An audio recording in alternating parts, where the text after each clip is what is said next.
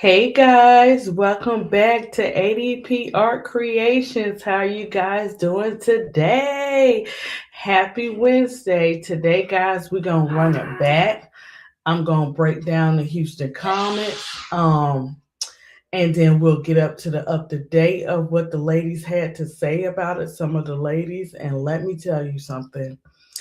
This is a blessing for me to be able to continue to go over the history of the WNBA in the different sports and just to see what happens after the fact. When I was posting all those posts, all those animation posts, pay the players, hey T Carmella's song was like settle, settle, settle. I was like, pay the players, right? And I was like, this CBA is the start of history. Well, first it was Trinity Rodman's contract. They was trying to play her, but they worked faster than the WNBA on that issue. But when it came to the I said, look, this is the beginning. This is not the end, guys. This is the beginning of something great. So we're getting ready to tap into the history of the Houston Comets.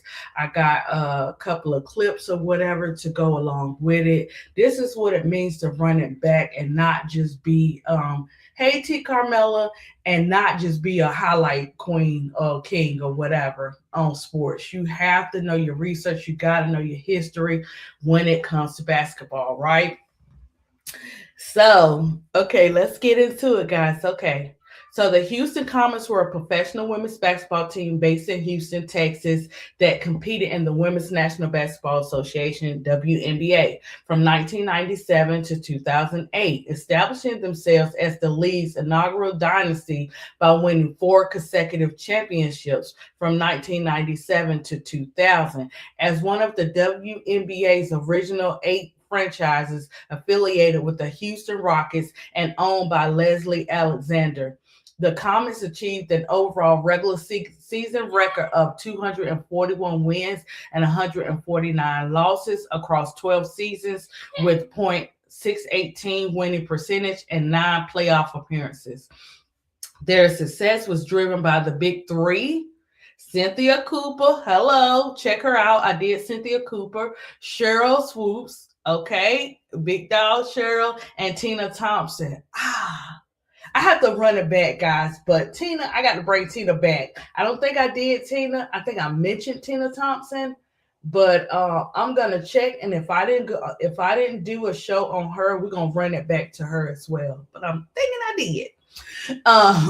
All Naismith Memorial Basketball Hall of Famers who led the team to 2073 record in 1998, the best single season mark in WNBA and NBA history at the time. Notable milestones included the 1997 inaugural WNBA title, a 1999 championship won in honor of the point guard. Guys, remember, I did do a story on Kim Parrott. I did a story on her. This was early. This was like last year. If you can run that back. Kim was she also played, and her death was cancer. She passed away from cancer earlier that year. And a perfect 6-0 playoff run in 2000. And when I say run Kim back, run it back and go over her story because, okay, so what they did, you won't see it. They added another. They added. Was it the chip? Let me get this right. I think they added that four consecutive championships. I think they added one for Kim. If I'm not mistaken, but I have to run it back. I don't want to tell you guys anything wrong because over here you're gonna get the real, and I'm reading from the real. So get your sticky notes right. Despite their earlier dominance, the franchise folded in 2008. Admin financial difficulties failed ownership transitions, leaving a lasting legacy as pioneers who set the standards for a dynamic play, fan engagement, and women's professional basketball excellence. Let's talk about the overview. So, the WNBA wasn't established, guys, until 1996 by the National Basketball Association, the NBA, as a professional league for the women. I kind of, you know what I'm saying, we're gonna forever be attached to the NBA, but it would have been nice to have their own, you know what I'm saying, not attaching that, establish that big foundation for women basketball. But when you're doing these companies and organizations, it takes a village um to get everything in place. So it just would have been nice, but that's okay. That's okay. You hear me? Because it feels so good to finally see history of what these women been working hard for. Remember Cheryl Swoops days, all their days, and Pat and Pamela McGee days, their parents were working $1.25 and trying to support their families, and so many kind of things. So as we learn about our basketball players, don't forget where they come from. I'm telling you, the stories are something. They are great stories. Okay.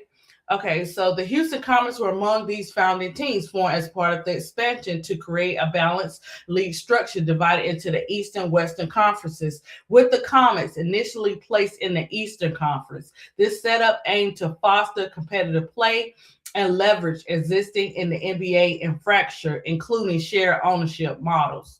The Comets, they were backed by the ownership of the Houston Rockets, led by Leslie Alexander, who extended his NBA franchise resources to support the new WNBA team and promote women's basketball in the city. The team name Comets were selected to align with the Houston's prominent space industry heritage, particularly its connections to NASA.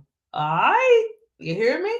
NASA and the Johnson Space Center, complementing the Rockets' thematic branding and invoking themes of speed and exploration, right? So that's where the Comets came from, if you guys was wondering. I'm so happy. In preparation for the 1997 season, the Comets assembled key personnel, appointing Van Chancellor as head coach. He transitioned from college basketball to lead the franchise, bringing extensive experience from programs of the University of Mississippi and LSU. Preseason efforts included the 1997 WNBA Elite Draft, also known as the allocation draft, where the Comets secured foundational players such as guard Cynthia Cooper, a veteran international star, and forward Cheryl Swoops, the reigning NCAA champion from Texas Tech, who joined after maternity leave. These selections, along with rookie Tina Thompson as the number one overall pick. I didn't do Tina Thompson. I'm remembering now, guys. I got it on the next one, okay?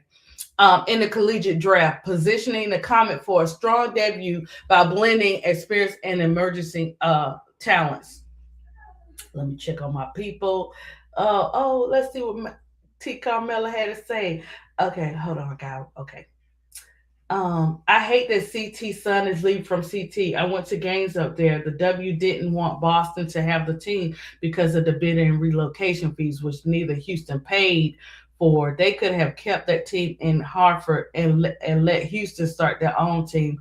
I don't know why they didn't. T. Carmelo, with all that money they got coming in, they could have started a whole nother team. I don't know why they didn't either. I mean, Toronto, Portland. Yeah, why wouldn't y'all want to start one in Houston? Adam and Kathy talking about Boston will possibly get a team in 2031, 20.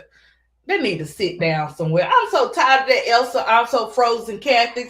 She got to stay on that side. She's still on the punishment forever in life.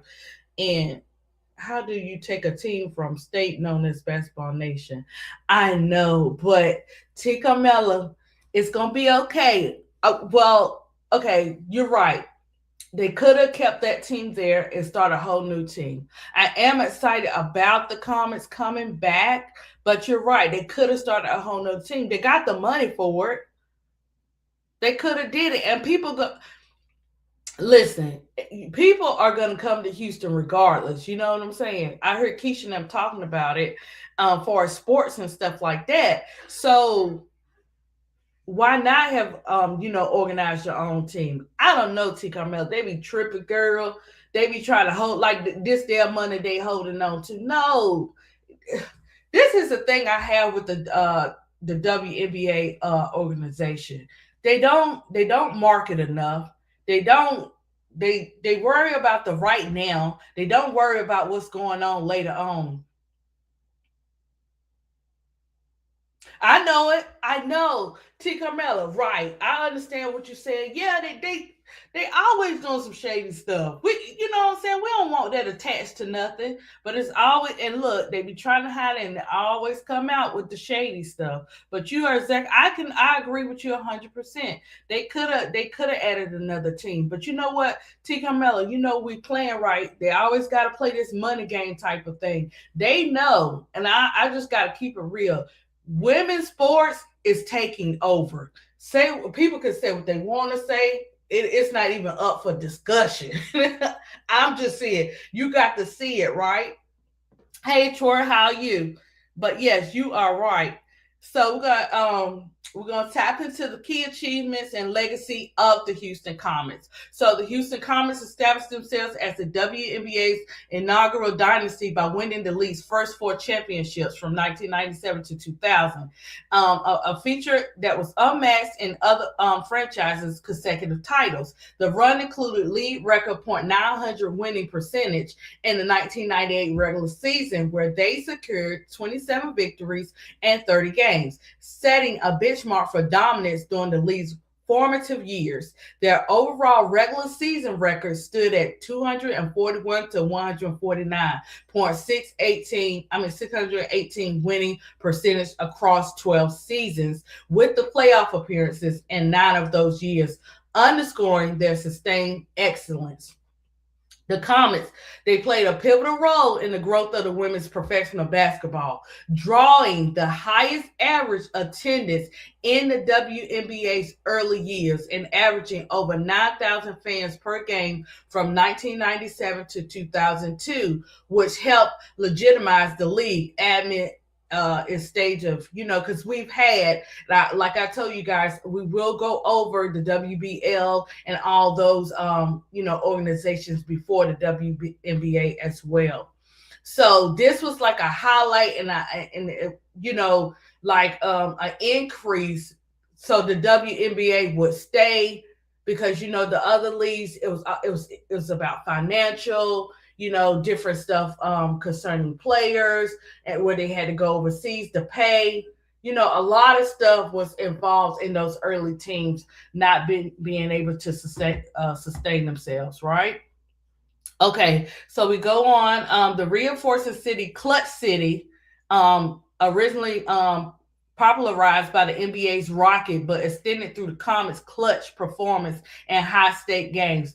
Additionally, the team pioneered roster diversity by integrating international talent such as Brazilian forward Janae Arcane, who joined in 1999 and contributed to the championship pursuits, reflecting the league's emerging global appeal. The Comets' legacy endures through the influence of Houston sports culture and WNBA's foundation, foundational identity, with core members of their 1997-2000 championship teams, earning introduction into prestigious Hall of Fame. Stars like Cynthia Cooper, Naismith Memorial Basketball Hall of Fame 2010, Cheryl Swoops, Naismith 2016, both multi-time league MVPs during the Dynasty era, alongside Tina Charles, Naismith 2018, and then she got the Women's Basketball Hall of Fame 2019. Okay? So that was Tina Thompson. Highlight the star power that defined the franchise. Their achievements not only set standards for the team's success, but also inspired generations of players and elevated the women's basketball as a vital professional sport. And remember, guys, Cheryl Swoops was the first player to sign to the WNBA. Okay, run it back to my other show on Cheryl Swoops. Say what you want about Swoops, but 10 seasons, okay, and championships and MVP come with something else, okay? So let's do we're gonna go through their history with a little bit of breakdown through each year up until the ending of the Comets. Um, let me see. We're gonna start it. Okay, so we'll start at 1997, and then guys, I'm gonna do the clips, all the clips and everything at the end. We're just going to run YouTube to the clips that I want to show. Hey Donna, how you doing, girl? Happy Wednesday. Before, oh, T. Carmella, I said something about that too. That's what I wanted to know too when I saw that. Before the Comets announcement, how many times have they invited the ladies to Houston Rocket games? Politics are being played heavy. Let me tell you, T. Carmella, I know they saw it. I know they saw it. Cheryl Swoops, because Big Girl told me, and I was like, really, when Big Girl told me this, I was like, okay, I'm doing something right. You know what I'm saying? I'm coming up here. I'm doing, the history of the women's and the vets and stuff like that. And I love it, right? And it's for a purpose. I don't want these women to ever be forgotten. And that's what you're going to get over here, right? And so she was saying that before the CBA got finalized, she was like, "Did you see Cheryl Swoops was talking about the vet shouldn't be forgotten and just different stuff." And I was like, I know they had to see that these women like Cheryl Swoops, Cynthia Cooper, and so many others, and Lisa Leslie, all of our dogs, they have been continue to be in the spotlight. You're right. You mean to tell me all this time, all of a sudden you want to have them there? I'm gonna check on that, T. Carmella, and next episode I'm gonna run it back and let you guys know. But you're right, it's always a lot of politics in it, because when these women were speaking out and saying, "Hey, we got to make ourselves not be forgotten," you know what I'm saying? But sometimes in life is like that. You notice you don't hear so much about a player or a person until they're either gone or something doesn't happen. Let something happen, and it's all everywhere, right? But when they're doing so great and when they have accomplished the things like Cheryl Swoops and Cynthia Cooper and Tina Thompson have done, why not continue that? This is why I say that the WNBA should have the players, all the new generation players, and the generation players and the vets who don't know, they should have a class in place where these ladies are familiar with the women history of sports and basketball, some type of thing. I don't care what it is. Form something so they can know that basketball growth didn't just start now. It was already beginning in the 1900s. If we want to run it back that far back with what's her name? What's I forgot her name. Machine Gun, not Machine Gun, but Machine Kelly. If I'm saying that right, or Machine Molly. Why I keep getting that mixed up.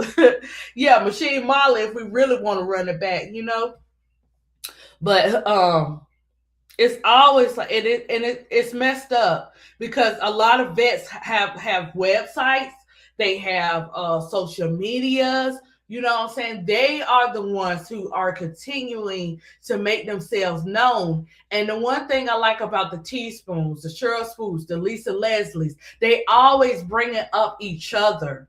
You know what I'm saying? It's not just me, me, me, me. They're bringing up other players too that they play with, or hey, this person didn't just start the game. Hey, it started here, and that's very important. Like, I can't stand highlight fans. I mean, for real, the highlight fans, the high clips, whatever. Don't highlight it, research it so you can know what you're talking about. And that's where a lot of fans and we clash, because they don't know what they're talking about. They just be coming up with highlights. Anybody can watch a highlight and say, "Oh, I think I know the game." No, you got to research, boo-boo, and understand this is serious business. These women had to go through a lot to get to where they are. This is not all fun and games, okay? This is hard work, determination with these Black women, okay? We're going to start off with the inaugural season, the early success. Let's start off with 1997, and we'll get into the rest. And like I said, we'll get into our clips. So the Houston Comets, they assembled the roster on January 22nd, 1997, the Comets were assigned veteran stars Cheryl Swoops and Cynthia Cooper as part of the WNBA draft, which distributed 16 elite players across the league's original 8 teams to ensure competitive balance. Swoops, a forward known for her Olympic gold medal and college dominance at Texas Tech, and Cooper, a 34-year-old guard. What I tell y'all about talking about point guard? What I say? Age ain't got nothing to do with it, guys. It's all in your mind. Your mind gonna tell you what you can and cannot do. You know what I'm saying? And then you have to have that self-confidence in you saying, hey, I don't care what the world say. I know who I am, and I'm gonna do exactly that. Like our angel, I'm just saying. I'm just putting it out there. But anyways, guys, so yeah, we got Cooper. She's 34-year-old guard with extensive international experience from Europe and the Olympics. She provided immediate leadership and scoring. Later on April 28th, 1997, the Comets selected forward Tina Thompson as their number one overall pick in the WNBA draft, adding a versatile rookie from USC who complemented the veteran skills. The core trio was Swoops, Cooper, and Thompson, formed the foundation of team's offensive and defensive identity under head coach Van Counselor. The regular season began June 21st, 1997, with the Comets hosting their home opener on June 24th at the Compaq Center against the Phoenix Mercury, drawing a crowd of 16,285 fans and securing a 70-55 victory. This was in 1997. Remember, guys, even though we don't like to hear and see it, sometimes, even though we have two different teams like the WNBA and the NBA, you might see a little bit of jealousy. And they don't want to see other teams succeed like that. They don't want to do it. I'm just saying. Okay, I'm just saying. I mean, I'm just putting it out there just a little bit out there. Okay, because with those numbers, and I know that Cheryl Swoops, Tina Thompson, and Cooper, they really made the WNBA be on the map like it should. Not saying, hold up, don't get it twisted. Now, I'm not saying our goats from before didn't. Oh, they first. With the utmost respect. I'm just saying. Playing all home games at the Compaq Center to the home of the Houston Rockets. The Comets finished 28 game schedule with 18-10 record, securing first place in the Eastern Conference, despite a geographic alignment that placed the Texas-based team in the East. Cynthia Cooper led the league in scoring at 22.2 points per game, earning MVP honors, while the team's balanced attack and stud defense, allowing just 65.5 points per game, propelled them through a season marked by the new league. However, the Comets faced challenges with the WNBA's launch, including media scrutiny over the league's viability and financial stability. Guys, this is what I was talking about with the earlier teams that they were running into. The other teams it wasn't the women, the WNBA players that weren't successful. It was the organizations that didn't have enough money they didn't have enough money for the organizations, and they needed money to play the players right as well, right? Yeah. So these obstacles tested the team's resilience, but highlighted their adaptability in establishing the Houston as an early powerhouse. It takes determination. It takes hard work. It takes not giving up. You know what I'm saying? To continue with these organizations. Organizations cannot live without the players. And that's what the NECA and all them knew. And that's why they stood 10 toes down. You can't operate no league without the players. That's a whole lot of players you would have had to replace, right? Okay. So let's tap into it. We still in 1997, guys. In the playoffs, the Comets dominated a championship, going undefeated at home, 3-0 across the postseason. They swept the Cleveland Rockers 2-0 in the Eastern Conference semifinals, winning game one on the road 69-59, and game two at the Compact Center 88-69. The Eastern Conference Finals were a single game affair where the Houston dispatched the Charlotte Sting 70-54 at home, limiting them to 28.8% shooting. Advancing to the WNBA Finals against the Western Conference champion New York Liberty. The Comets claimed the inaugural title with the decisive 65-51 victory on August 30th at the Compact Center before 14,835 fans. So listen, just because one player that they want to put on a pedestal came into the game, the far as the fans, the outcome of the fans, the number of the fans, oh, it didn't just start in 2026 or 25 or 24. Okay, just saying. Capping a perfect 4-0 playoff run. Cooper, who averaged 24.8 points per game in the postseason, earned final MVP honors with 25 points, 4 rebounds, and 4 assists in the championship game, underscoring her pivotal role in the franchise immediate success. Okay. Now we're going to tap into 1998 and 2000. Let me see if the chat has something to say. Um, Hey Felicia, finally the past is coming back to hunt the WNBA twofold. Got to recognize the real root of the league is our black sisters historical. You better say it, Donna. You better say it. Yes, I was so when I heard that, I was like, oh, this is how you be knowing you're on the right path for certain things because it starts to come up, right? And when Bigger said, oh, she was mentioning it, I said, okay, Cheryl on her show, and I was like, she's not the first vet that was saying that too. Like they got to make sure, don't forget about them, don't forget about the vets and stuff like that. And then when I saw that, Donna, I was like, that's what I'm talking about. You never know why you so passionate on something until you see the evidence unfold. This is what history is all about. Listen, women's sports is gonna be the ultimate takeover. I'm sorry, it is. You know why? Because these women have worked their butts off to get to where they are. This is not fake. This is not just for TV. They really love the game of basketball. This next generation coming in and all the other generations, they really love the game of basketball. Some of the stuff would be like, can you run it back and play like this, like they used to play? Some of that or whatever. But we're gonna have them refs, guys. That's what's gonna happen. The refs gonna come in there and still stop steal the game sometimes. We can't get out of that one. But if they just let them play, oh my gosh, it'll be off the chain. Except for when they try to hurt people, guys. Nothing like that now.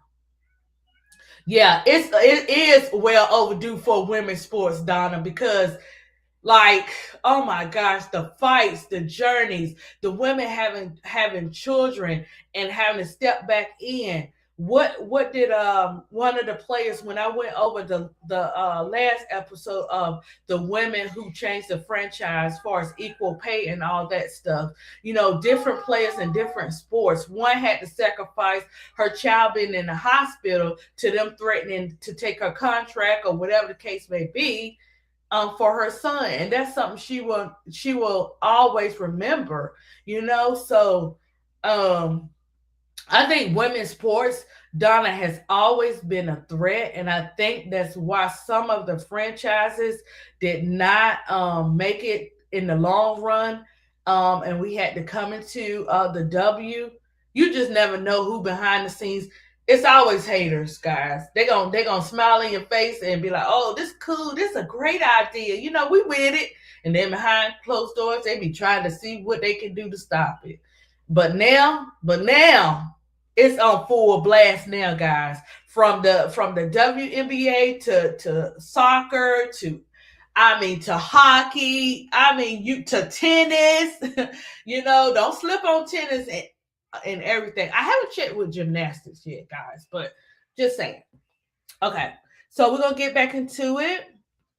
Um, Let me see. Where did we do the two? Okay, 1998 to 2000 season. Let me make sure I didn't go over the same stuff. Okay. Okay. Uh-huh. Uh-huh.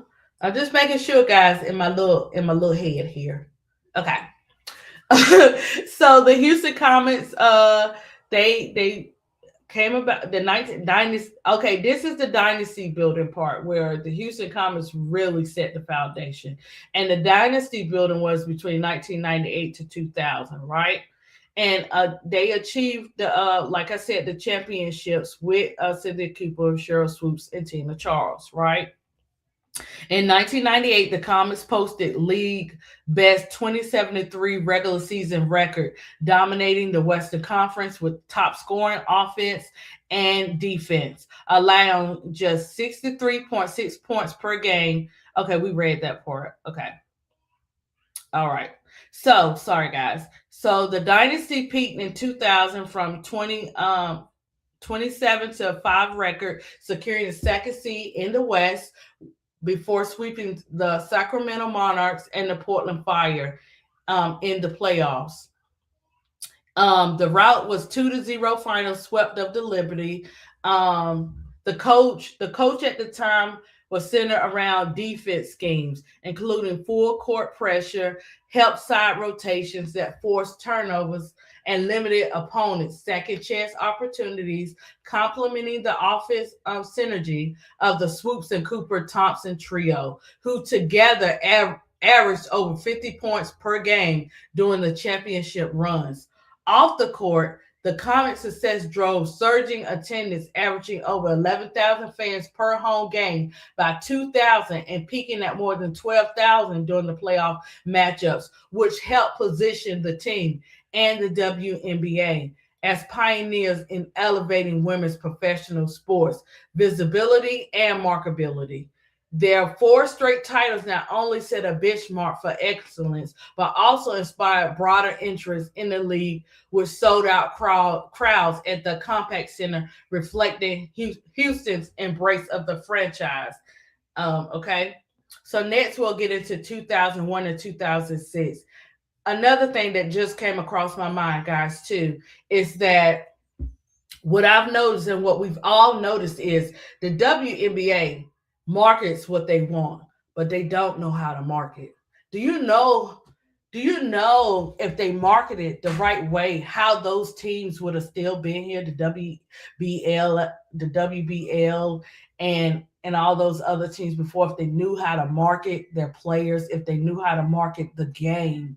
You know what I'm saying? Sooner or later, that money over people thing, you got to start respecting the people. You have to start pouring into the people as well if you want that franchise to continue to grow. Do you know how many ideas these companies, all these brands and companies out here, like Nike, for instance, Nike is on the adoption list for me, but Nike, for example, now they're starting to do Asia, she's done a tour.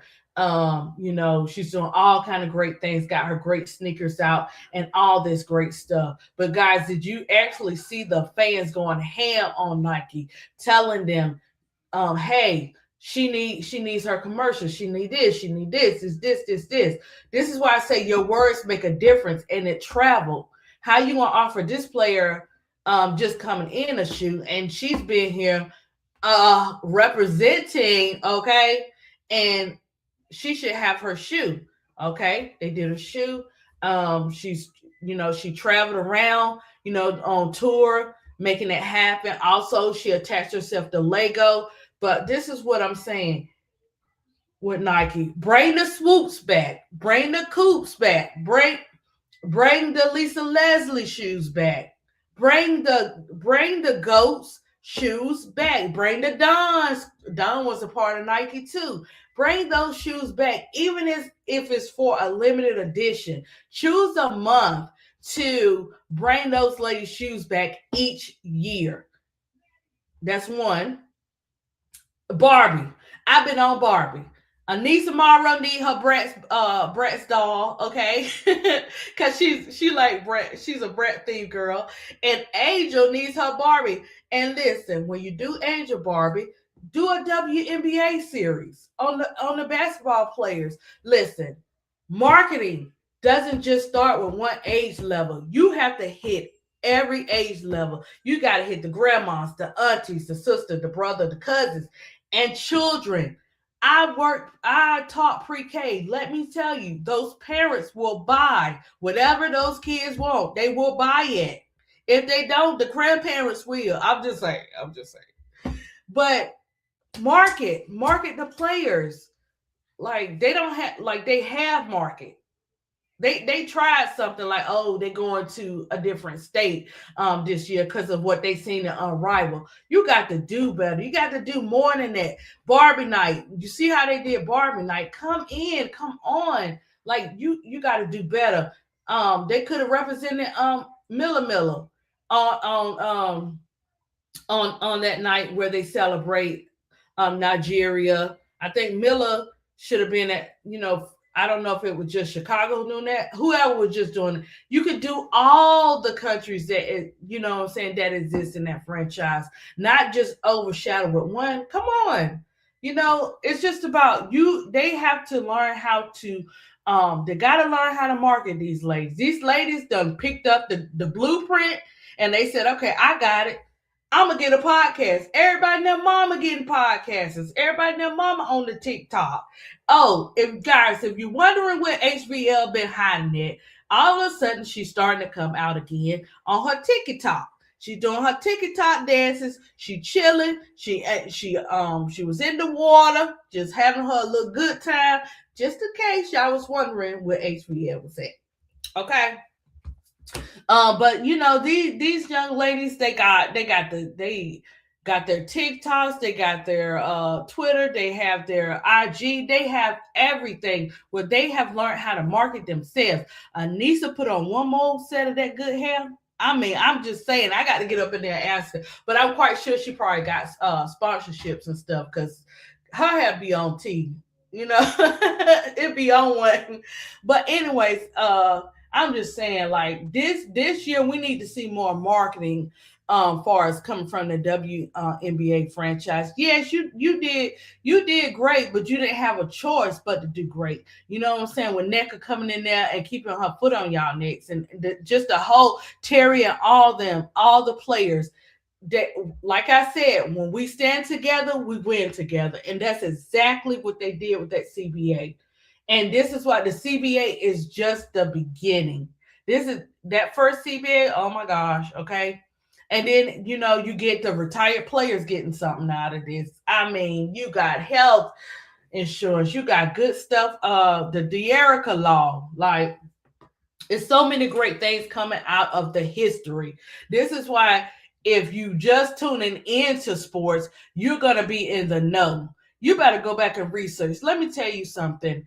When I became a fan of Angel Reese, I researched Angel Reese. When Bro Clyde, K-Step, and all them came up here and they was talking about each and every player and they would do their sheets of players and stuff, I went back and researched them players. I went back. If you a dog on my list, I'm researching you, Skylar. I'm researching Anissa. I'm researching Angel. I'm researching Cheryl Swoops. I'm researching Lisa Leslie. Why not? It's not going to hurt you to research. So when you get down to the nitty gritty and have a real basketball talk, you can talk about it. You can be real with it because you know how they played a role in the game. And you're not just a highlight queen. Not none of y'all chat. I'm just saying. I seen some highlight queen on Threads, and I ain't saying nothing. I just like shaking my head. And I see Kim got one assistant coach so far. So we're waiting on the next announcement for the second coach. Did y'all also see that too, Felicia? So now let's get into our 2001-2006. Okay, let's run it back. Houston Comets, they entered a period of transition following their four consecutive WNBA championships from 1997 to 2000, marked by a significant roster changes, competitive hurdles. In 2001, star forward Cheryl Swoops suffered a season-ending torn ACL in preseason on April 24th, sidelining the league's reigning MVP, leading scorer for the entire year. Sorry, guys, I had to drink some little juice there. MVP and leading scorer for the entire year, compounding the loss guard Cynthia Cooper, a four-time finals MVP, retired at the 2000 season, ending the core dynasty lineup dominance. Despite these setbacks, the Comets finished the 2001 regular season with a 19-13 record, third in the Western Conference, but were swept 2-0 by the Los Angeles Sparks in the Western Conference semifinals. Swoops returned in 2002, earning her second MVP award and helping the team achieve a 24-8 record, second in the West. However, they fell to 2-1 to the Utah Stars in the Western Conference semifinals.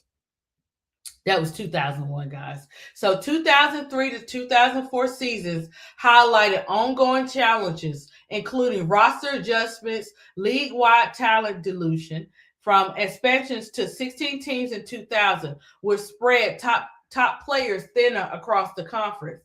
The Comets posted a 20-14 record in 2003, second in the West, but lost 2-1 to the Sacramento Monarchs.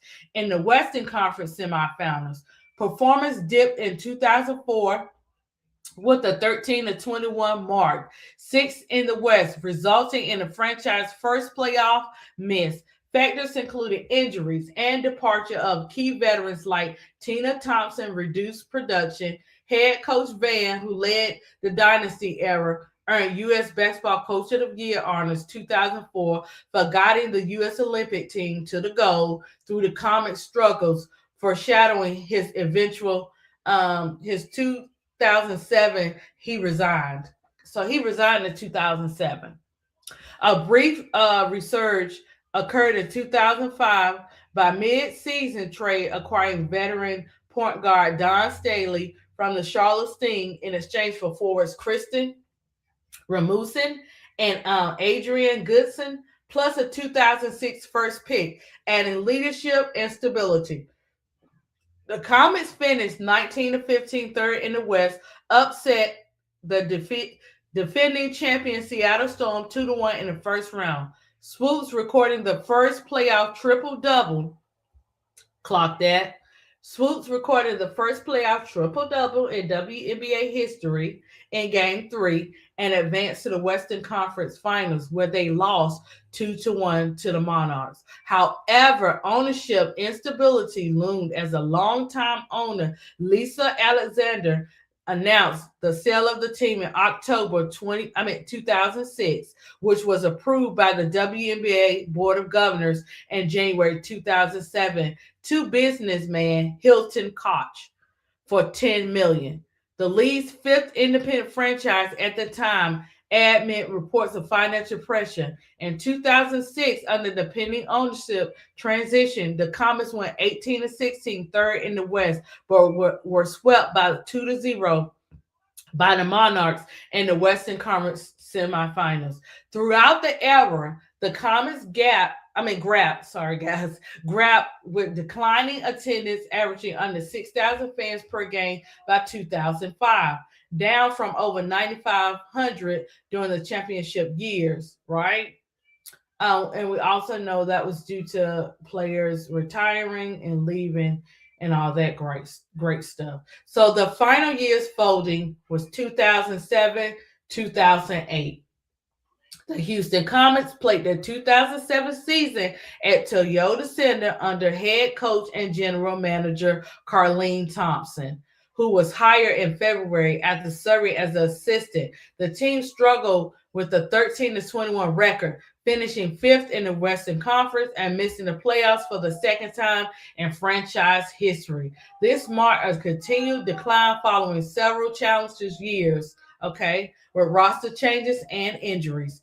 In December 2007, owner Hilton Koch, who had purchased the team for approximately $10 million in January 2007 from Houston Rockets owner Leslie Alexander, announced a relocation to smaller arena for the 2008 season to reduce operating costs. The move reflected growing financial pressure as attendance and revenue had been waning amid team's poor performance. Koch acquisition had been approved by the WNBA boards of governors in January 2007, making the Comets one of the least few independently owned franchise at the time. The 2008 campaign, the Reliant Arena, yielded a 17-17 record under Thompson, again placing fifth in the Western Conference out of playoffs. The seasons were marred by instability, including mid-season roster adjustments, such as signing veteran Shannon Johnson in March to booster the backcourt. Despite contributions from the core players like Tina Thompson, who reached 5,000 career points in June, the Comets could not regain competitive footing. So by August 2008, Koch placed the franchise up for sale, citing unsustainable finances amid low attendance, broader economic changes, and onset of the Great Recession, 2007 to 2009. The WNBA assumed control of the operations late in the season after Koch failed to secure a buyer. On December 2nd, 2008, the league announced the suspension of the Comets operation for 2009, effectively folding the franchise due to inability to find new ownership by the November deadline. This decision impacted 18 front office staff and marked the first team contraction in WNBA history. In December 8th, 2008, distributed eligible Comet players excluded unrestricted free agents like Tina Thompson, Michelle Snow, Mawadi Mabika. Ooh, my goodness. Hamachetu, okay, and Latasha, I hope I said that right, to the league's 13 remaining teams in reverse order of 2008 records. Notable selections included forward Sancho Little by the Atlanta Dream and rookie guard Mate by the Washington Mystics. The folding eliminated Houston's WNBA presence, contributing to a period of a league contraction during Great Recession and underscoring. Okay, so that's what happened to the team. The Houston Comets, they competed in the WNBA for 12 seasons, again from 1997 to 2008. And like I said, they had 241 wins out of 149 losses. And guys, they have all of you could go and you can look up like their year from 1997 to 2008. The Comets, they experienced their peak performances in the 1990s. So their peak performances was in the late 1990s, particularly 1997 to 2000. Okay. And that's when the dynasty and everything was built. The post 2004, the team entered a period of decline, posting sub .500 records in 3 of their final 5 seasons, falling to reach the playoffs after 2006. The Houston Comets were, they talk about the ownership timeline. We talked about who owned the team. So it goes back and it runs all the numbers far as how much, how much they sold the team for, how much Hilton Koch sold the team for, and how they, they couldn't get a buyer with the second owner. And the notable players. So it goes in to talk about the notable players and retired numbers and honors. We go back to Kim Parrott. I hope I'm saying my girl's name right. The Houston Comets have retired two jersey numbers in franchise history, both honoring key figures from their inaugural dynasty era. The number 10 jersey, point guard Kim Parrott, hopefully, was retired on January 29, 2000 during a home game at the Compact Center. Please go listen to Kim's story. It's a beautiful story. I mean, the difference she made in the time that she was in the league. Making this first such honor in WNBA history, Kim, who played for the Comets from 1997 to 1998, was a tenacity defender, leader who helped secure the team's first two championships before her tragic death from cancer on August 19th, 1999, at the age of 32. Okay, she was awarded the championship ring after the 1999 title win. The emotional ceremony featured her family, teammates, including Cynthia Cooper, a video highlighting her competitive spirit and community impact.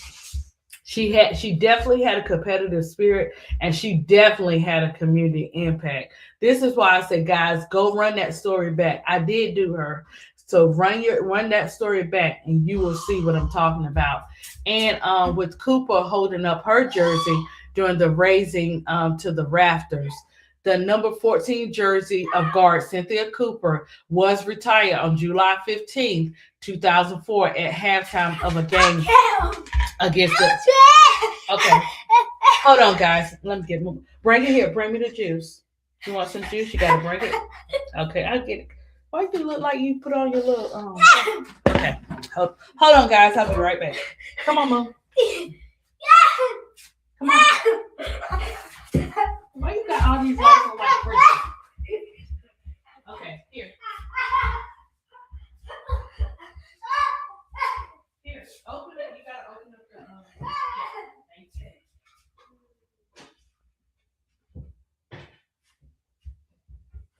Move, okay.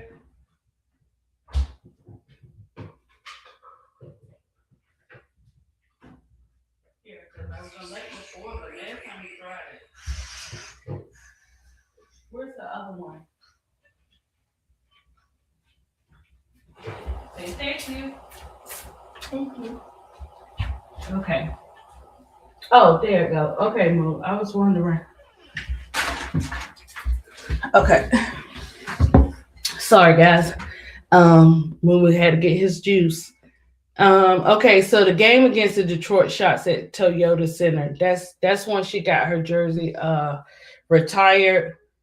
So it goes on to talk about jerseys retired and stuff like that, and also the milestones of the women.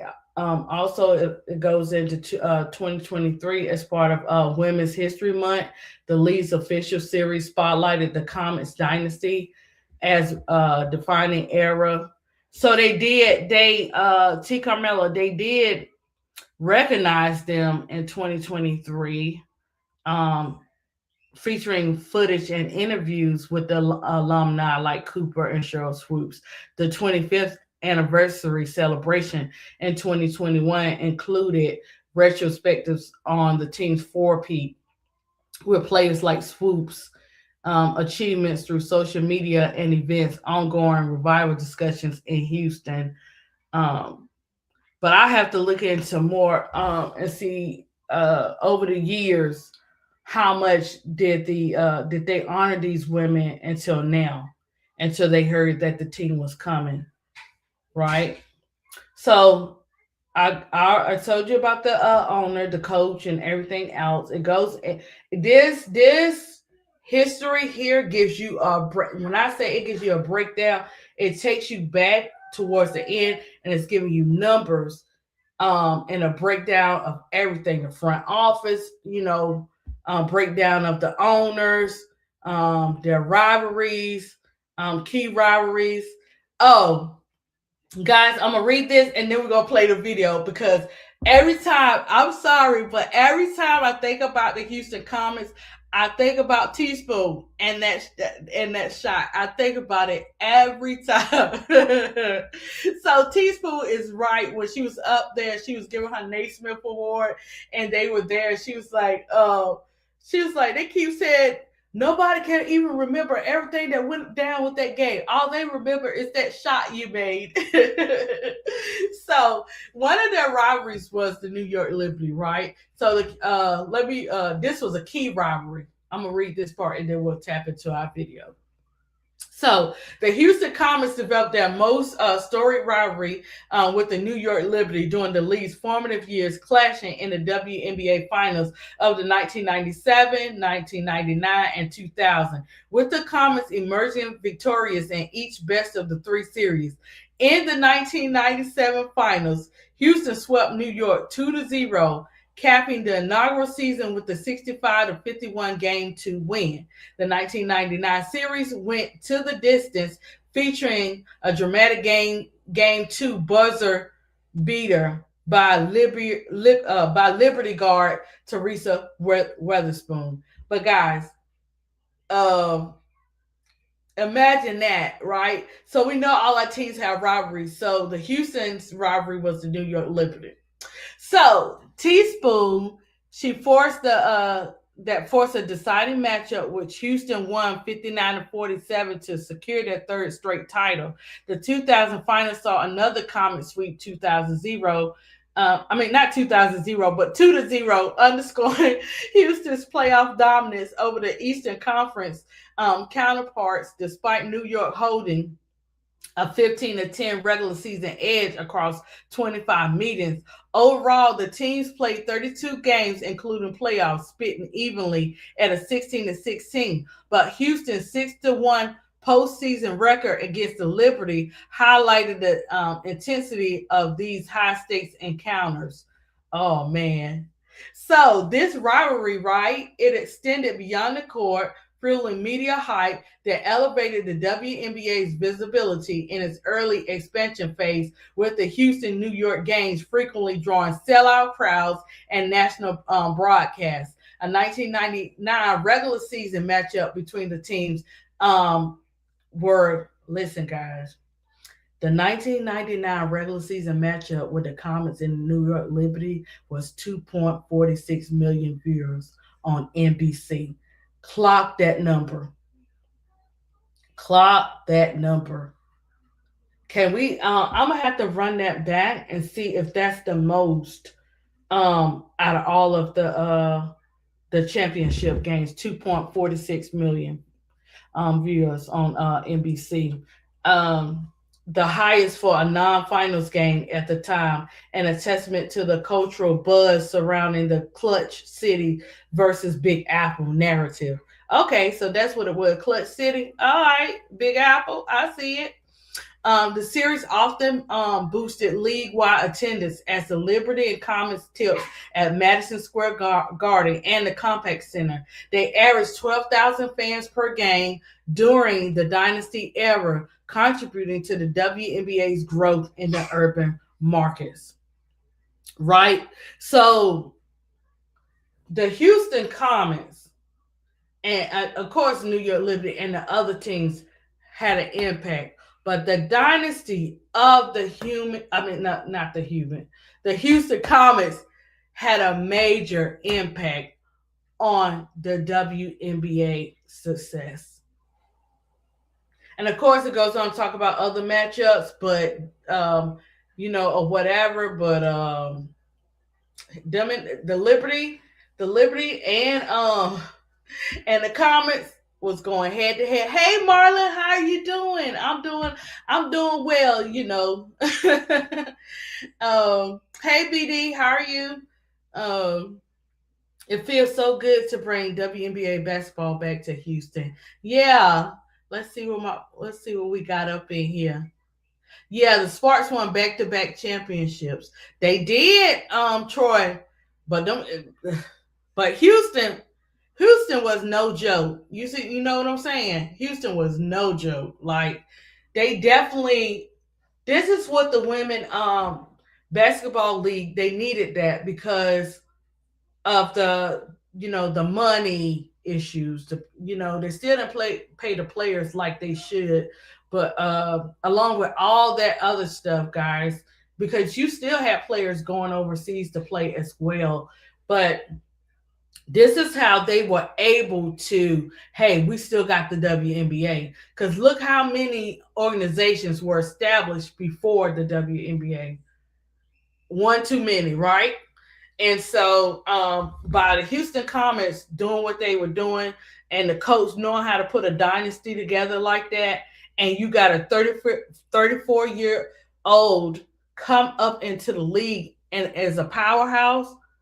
That's why I said it. I know that in the league they give ages and all this kind of great stuff, but like I said, at the end of the day, it depends on that player, what that player wants to do. Determination. Age is a number, yes. We got to embrace, some things we used to do teenage years we can't do when we get up into them 30s and 40s or whatever.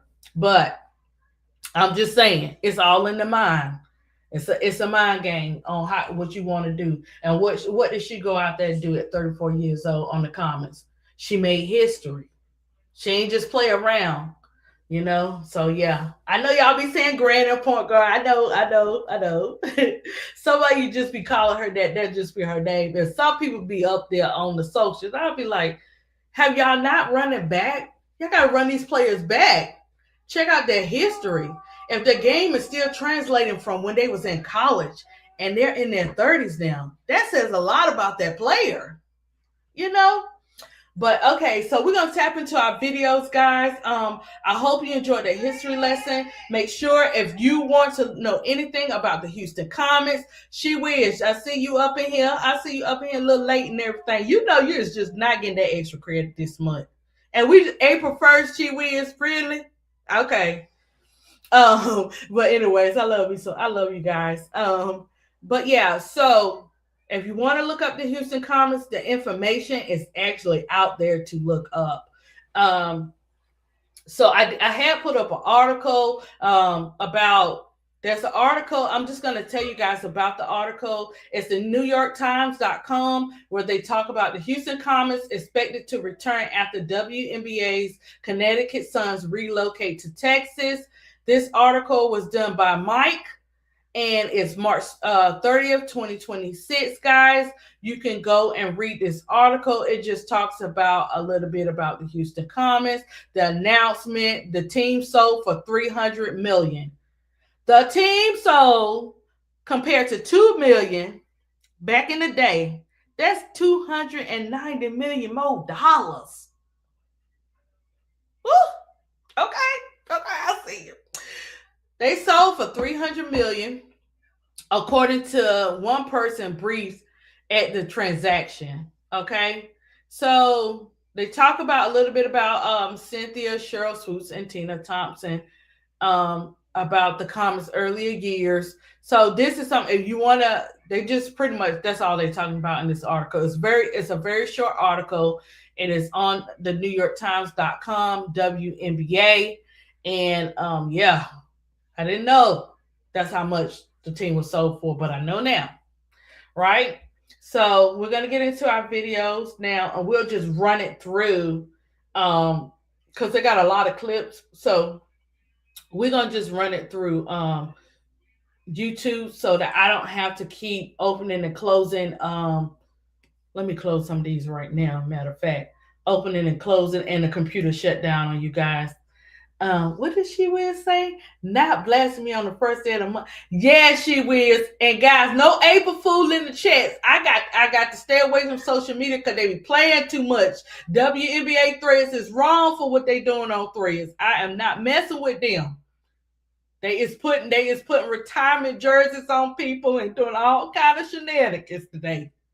Okay, so be careful out there. Be careful with what they put out today, because it's April Fool's Day and they are on the Threads, they're on the IG, they're on the TikTok. So Just be careful. Just a warning. Don't get your pants in the pants. Don't get your boxes in the boxes. Whatever how you want to say it. you know. Dang, the Twins hit the portal for Tennessee. Now that leaves two players. Okay, Felicia, check on it. Make sure they ain't doing no April Fools. But I don't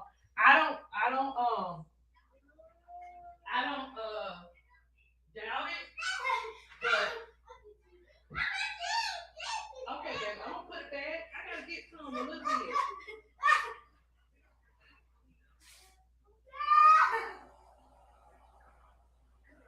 Okay, there you go. You want some more? Go ahead. Jason, Captain Crunch is gonna get you. You ate all the berries out of the Captain Crunch berry. Oh my gosh. You know that's against the American rules, right? No, I'm just messing. I'm just messing with you. I'll just buy you the berry strip because clearly you is not eating crunch. All right, baby. Thank you. Kids be doing that too. They'll pick out the marshmallows. He like Lucky Charms. You know why? Because of the marshmallows. So I try to run down the cereal aisle. So we don't run into Lucky Charms.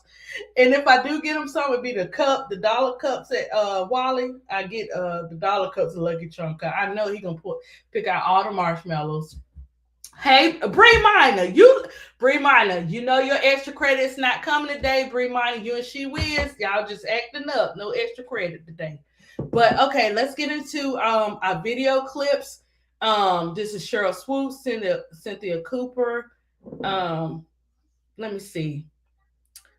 Let me see what we got here because they had so many. Did they Cheryl Swoops, Cynthia Cooper, Tina Charles? Okay, just wanted to make sure because Tina she look a little different with her hair, but she's still looking gorgeous. Okay, we're gonna play this one. This is the latest one where they celebrating the women, and this is what T. Carmela was saying. Like, have they honored these women before this time? So I'm gonna. That's my homework. T. Carmela gave me some homework she didn't know. I want to know if they honored these women along the years, not just now, not just in the 2020s or whatever. Have they been doing this all along? Okay, make sure our volume is up. I'm gonna mash play and get y'all look here with you all today. Let's talk some Comets basketball. Absolutely. When you heard about the return of the franchise, Cheryl, what do you think? Wow. Um, Emotional. I think every emotion I could possibly feel, I felt, and I'm sure we all did. But I have to tell you, this moment is very special, not only for us, but I think for the entire city of Houston. Cynthia, I can tell you're going to give it to me straight. When you all heard, who reignited the group chat first? I think it was Tina. Me? I think so. It definitely was. but they still talk though. Listen, who put in the group chat? The group chat. Oh, that was you. What did I do? Texted the group chat when you found out. They so funny, guys. They actually do stay in contact with each other. So this is just talking about that group chat of the comments coming back. But I'm quite sure they be watching stuff, so they know. But sometimes I guess they gotta play it off. But okay, sorry. What did you text? I think it was Tina, actually. I said the same thing, but well, let me tell you this. Shout out to the Fertitas for bringing the team back to Houston. Shout out to the city of Houston for getting a chance to experience exciting WNBA action. And then we now have the Comets back in Houston. We have a home for our trophies and for the success that we shared.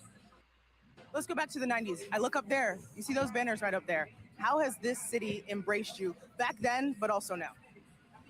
Always. I don't think it's gone away. I was just doing an interview a minute ago, and I was just talking about how, we're all still big supporters of the WNBA, and that every time, I post something that is WNBA related, someone is in the comments, talking about the Comets, It's never actually gone away. So now that legacy has been restored, I think that everything Comets will kind of follow suit. Yeah, I just to add really quickly, I feel like the city of Houston have been sitting on the edge of their seats waiting for the Houston Comets to return. What part of the growth of the WNBA right now resonates with you the most, given the salaries you all had, the travel logistics, the resources? Cheryl. Well, I mean, I think we probably all would agree this new CBA that, the young ladies just worked incredibly hard to get. And shout out to them for holding it down and, just staying the course. I think all three of us are on the same page when we say, yes, we're excited about the W, we're excited about the growth, but we're even more excited about how far we've come. We still have a lot of work to do, but we're excited about this moment that we're in right now. Well, if no one has told you all recently, the three of you inspired an entire generation, including myself. Thank you. Thank you for all you do. Gosh, they just want to play that music in the background. So guys, if you run this back, I'm probably gonna have to clip the music out of that or this piece. But I just love to see the goats together. You know what I'm saying? And you could just tell, who the I'm not saying like I ain't gonna say mouthy, but like to speak a lot of her mind in these three is it's not Tina, it's not Cheryl, it's Coop. She definitely, you can just tell she got something to say when she ain't even gotta say nothing. She still saying something. Oh, you've been waiting for your comments to come back? Oh, Bree Minor, they coming back. You hear me? They coming back. It's exciting to see how, the way history goes and, what happens. Let's see who else was excited about the Houston Comets coming back. I'm so happy to see that. Comets are a historic franchise, a historic brand. They kickstarted the WNBA. I feel for the people in Connecticut though, because they definitely, supported their team through and through. But they got UConn as women's basketball. But I'm glad they're back. Glad we can honor the legends that played for the Comets earlier. Before the game started. Can't wait to see WNBA basketball in Houston. I'm so happy to see that. Comets are. Kevin Durant is always supporting the Houston Comets dynasty is making a return. Sorry guys. He's always supporting women's basketball as well. Him, Steph, Kyrie, all those great players. Guys, I'm getting ready to show you someone special as well, a part of this. I'm just running clips. I'll run about 2 more clips on them so you can just see. The WNBA's original dynasty will not be competing in the 2024 playoffs because they no longer exist. The Houston Comets won the inaugural WNBA championship in 1997 and then ran it back 3 more times, a feat achieved by only 4 other professional sports franchises: the Celtics, the Canadiens, the Islanders, and the Yankees twice. The Comets' incredible run was in large part thanks to the Big Three: Cheryl Swoops, Tina Thompson, and Cynthia Cooper, who won the WNBA's first MVP.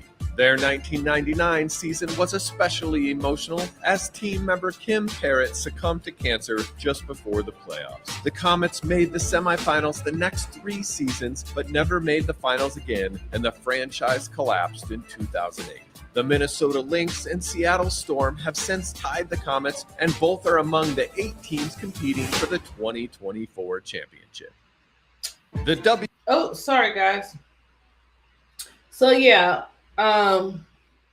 as you can see, a little clip, so a little bit of that history, somebody who supports the Comets, and people are really excited about the Comets coming back. It's just beautiful that history is coming back to Houston. And like Keisha now was saying, that is a good spot So definitely you will see crowds there.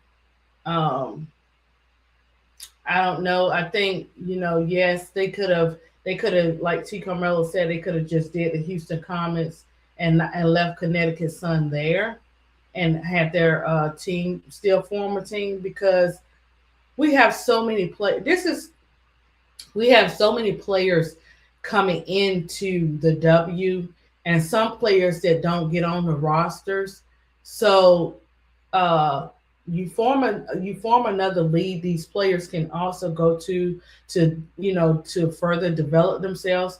Also, like a women's G League too, at the same time, and we'll see how teams start to expand, because when you're starting a new team anyway, you're not going to go out there and do what Natalie did. Everybody's not going to be able to do what Natalie did. Will there be more? Yes. But building teams take time. So why not add another team to it? Knowing that Connecticut Suns is a good spot too. So this is like politics and just so much stuff that's involved with teams, forming and everything like that. Let me take go.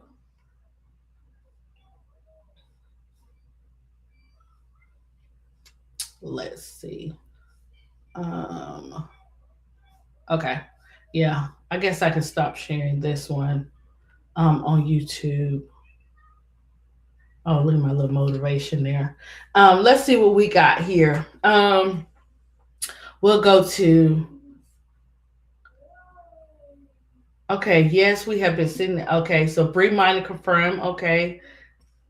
Big girl comes into the chat. Big girl is no extra credit, but Felicia, the twins hit the portal. Their dad said that they wasn't going anywhere. That's what I said. I told Felicia to check and make sure it's not April Fools, because Threads have been doing April Fools all day. I got to stay away from Threads, because Threads be done said that the snakes are gone. The whole organization get ready to be rebuilt tomorrow, and I be done got my hopes up with that negative organization over there with our girl. And yeah, I can't mess with Threads today. They on one. They on April Fools real good over there. Troy said, I'm happy that the Comets are back, but I'm telling you, the W gonna regret missing out on the Boston market. Troy, the one thing I learned about that, about the W, they don't do they sometimes be like, do they really know what they be doing? You know what I'm saying? I hope that I hope Janet Arcane is not forgotten. Comets were really the big four. Hold on, Bremina. Let me write that one down. I can actually I'll do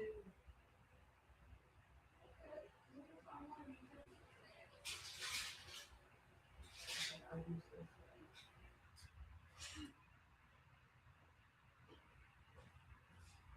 Okay, I always like to write stuff down, because Donna, I got someone last name is Garrison, if I'm not mistaken. Tennis World. I wrote her down. She was before Serena and Venus. I wanted to do too. Okay, let me write her. Let me write Janet down, and I'll do that one too.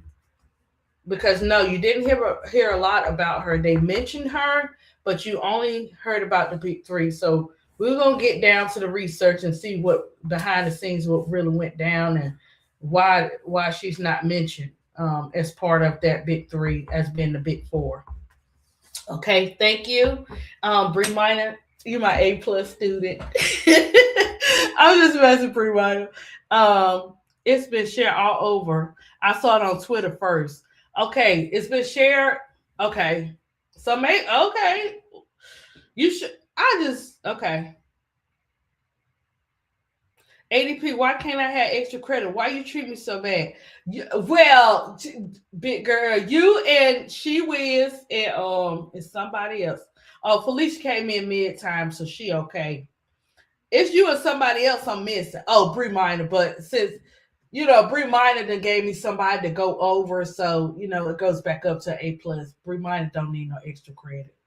So Troy says, Bree Minor, they may not because they was hoping Connecticut's son would move there. Oh, okay. About the movement and everything. Yeah, guys, I'm trying to get us prepared because this is crazy. Friday we have is it going to be on Players Club? I believe it's going to be on Keisha's channel on Players Club, where they're going to, her and probably Gummy Bro and probably Tony and Duvall. I'm not for sure. But they're definitely, Keisha has her thumbnails up, guys, that they're going to do the draft, because we have the draft on the 3rd, and we have the draft, and we have the Final Four. The Final Four game on Friday. Okay. Okay, Kason. He's making his own little video on my phone. He probably got 50 videos. You okay?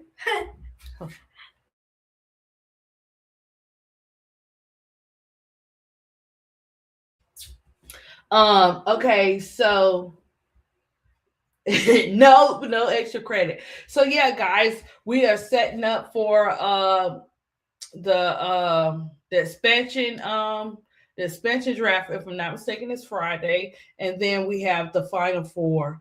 Guys, who do you guys got for the Final Four? And so I heard that Kalani is going to be singing at the Final Four, but I got to go check back up on that. I think she is going to be the entertainer for the women's Final Four. Let me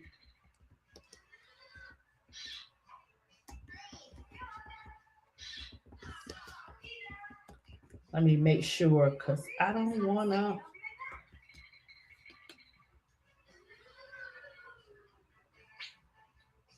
Okay, guys, here it goes. Grammy winning, yes, put the Grammy winning in front of that. Grammy winning R&B singer Kalani will headline free Super Saturday concert presented by AT&T during the 2026 NCAA Women's Final Four in Phoenix, Arizona. The concert takes place on April 4th, 2026, where Kalani is expected to take the stage around 8 p.m. Win Saturday, April 4th at 8 p.m. So wait a minute. I hope I'm saying we got the final. Am I giving y'all the Final Four the right date? Okay, so she's gonna be performing, but let me make sure I'm not getting excited and jumping a day before Final Four.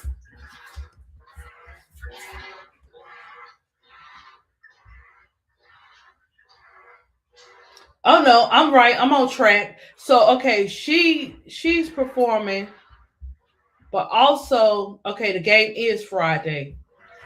Ooh, mama. The game is Friday. We got South Carolina and UConn at 7 p.m. and we got Texas and UCLA at 9:30 p.m. Okay, and then Sunday, April 5th, will be the championship game at 3:30 p.m. They are not playing. They giving these women one day in between to rest, and then they coming out, and we're gonna see who's gonna win this championship this year. Oh my, they not. Oh yeah, because we get ready for. Oh my gosh. Oh, you know what, guys? I just by thinking about what's after April, I'm starting to get a headache. Thinking about the WNBA, all this shenanigans that's getting ready to go down in the draft. I do not trust the snake at all. But I do know one thing. Elsa Frozen Kathy is not playing about having that all-star game there. So whatever choices are going to be made on that snake organization, they better get it right. That's all I can say. I'm hearing the Fever leaving Sophie unprotected. Troy, I saw something on Threads that had Sophie in a They had Sophie in a Comets uniform. They were just messing around, but I saw that. I saw something like that on Threads. Um, oh, wait a minute, big girl. You hope my art equipment melt and replace. Oh, girl, listen. Guys, y'all see I'm getting art threats in the chat. So if you'd like to donate to the art organization over here, ADP, please do. I'm just messing. Oh, you don't like Kalani? Well, this is why you got to do research, Troy. Now, Kalani has come a long way, and she has she's no longer on that other side of things, far as what she believes. And sometimes it takes certain life experiences to see certain things. So before, yes, but now she's not, because I was fully aware. So it'd be a lot of stuff going on with that, different artists and everything like that. So yeah, but that's who's gonna be performing after. I don't know what she's gonna be performing, so I guess she's doing like her show and stuff there. But yeah, so that's what we have so far, guys. That's the Houston Comets before. Sorry, guys, and we do have to wait a year before we get to see that. So it will not be this year. I got excited thinking, she's R&B, big girl.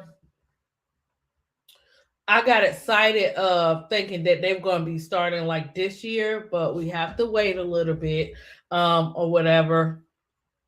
And that's all I know. Big girl, I was telling Felicia about the one, I was telling Chad about the one coach Kim got so far, still waiting on her second choice for as coaches for LSU. And I think that's about it for LSU so far. I don't know, guys, what Tennessee is going to do. I guess it's just going to be a full rebuild of a team. They got to go out and do some serious scouting, I guess. I mean, has this ever happened in history where all of your players leave a team except for two? That means they love that man. They love that coach. And they know some stuff. They probably know some things we don't know. For a team to leave like that, guys, it's more than what we can see. Trust and believe me, it's more than what we can see.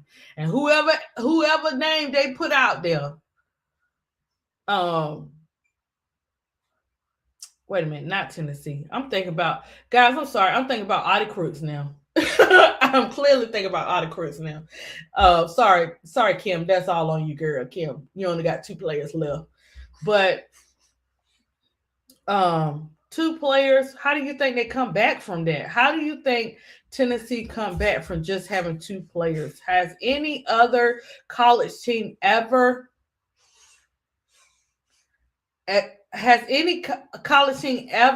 players of that like 2 to have 2 left? Are they the first team to ever have this happen? To do a total rebuild of a team? Oh, you said you hope it's the coach from UCF that used to coach with her, big girl, for Kim? I'll tell you what, Kim ain't playing. That's all I'm going to say. Also, guys, for LSU, the rapper Tootsie, I think his name is Tootsie. He's getting ready to play football for LSU. Did y'all see that? They have been trying to get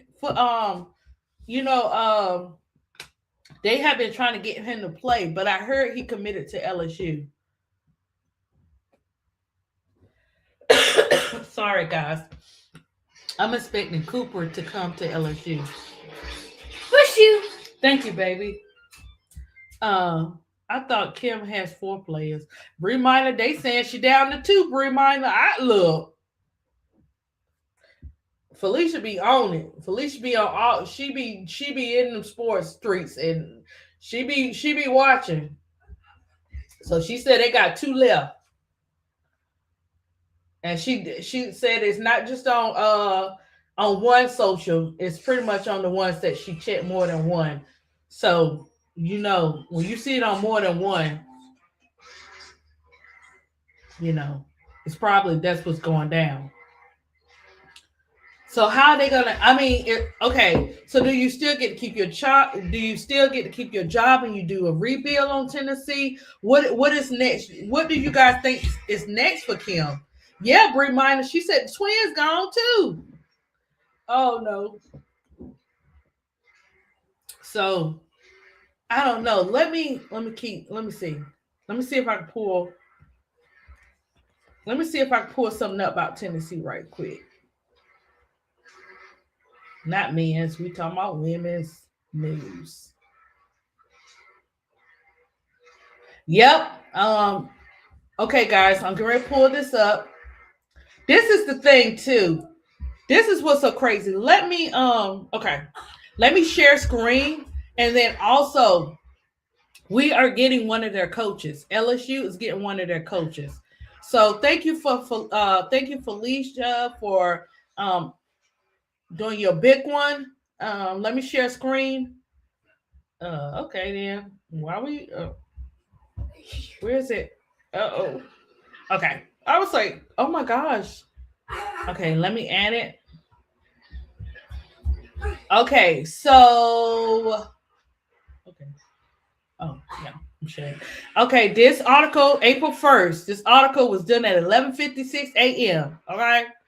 Cora Hall. This is what Cora Hall had to say. She said, Lady Val's freshmen Mia and Maya is that Paldo intend to enter transfer portal. That's what she said.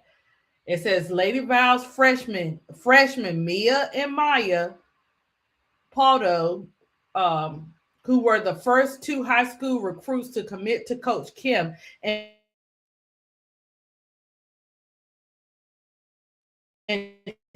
to enter they announced April 1st. The twin point guards are the fifth portal, joining Prowl, Latham, Boyd, and Hurst.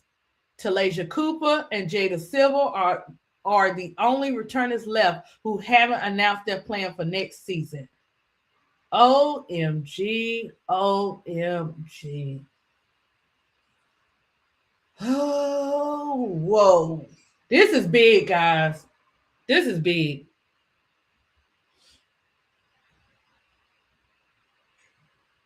Yeah, you don't, big girl. You don't. And imagine what she said behind closed doors. I'm quite sure she said some other things. But I think that, to me, and I'm not taking up for her or nothing like that, and this is where you need coach breaks. It seemed like I don't know. It just seemed like a lot more going on. Well, 3, if your core Olivia Richardson, she's a new recruit for next year. We hope she decommits.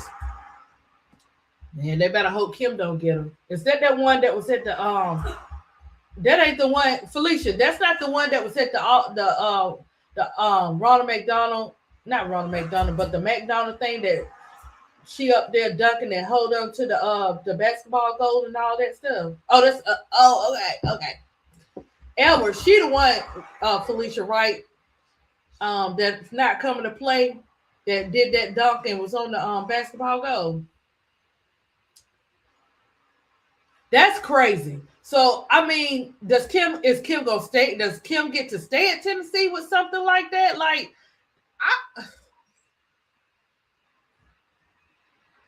that is crazy.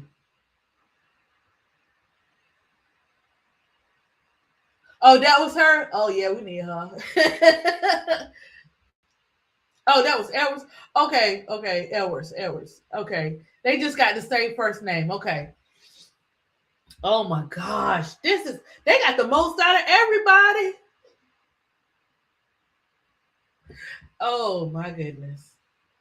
I don't know. Tennessee is in for a full rebuild, and what are they going to do? That's the question. I'm quite sure they can get up more players. but it's probably going to be a little hard for them to get players over there. And in order them to probably get players, they're gonna need some other coaches either added to Kim or I don't know, Kim. I've seen people do things and they still let them be the coach. And but for something like this, I don't know. I know reminder, but look, yeah, they probably needed to, and then on top of that, it's just sad.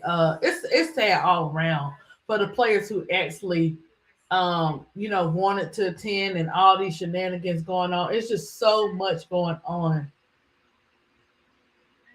Yeah, that's more than some. That's probably about the whole team. If the two still stay, look at how's Iowa doing? Let's check on Iowa. I hope that Bree Minor, I hope they get it together. I mean, because we want to see that all the teams play, and I'm quite sure they will. It's just sad to see it. It's just very sad to see it. Let me see. Okay, let's do with that. Let's check on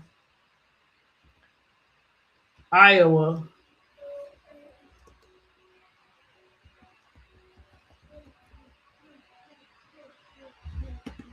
Oh dang, I thought I did it. Last time I did it like that. Okay.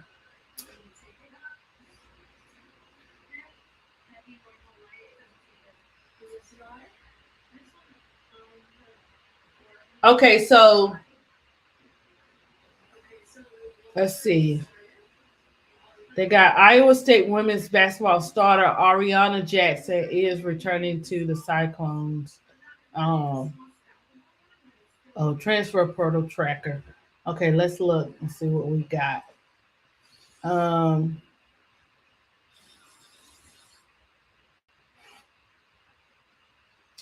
Iowa's basketball players in transfer portal. We got. I don't know. I don't know what y'all doing here. Callie, Levine. Oh no, this is regular Iowa. Okay. I thought I did Iowa. Okay, my bad. My bad, guys. Let me get this together. I'll be calling out the wrong names. Okay, let me see.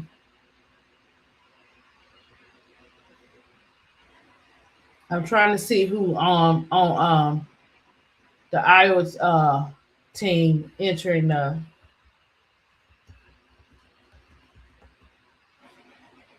the transfer portal.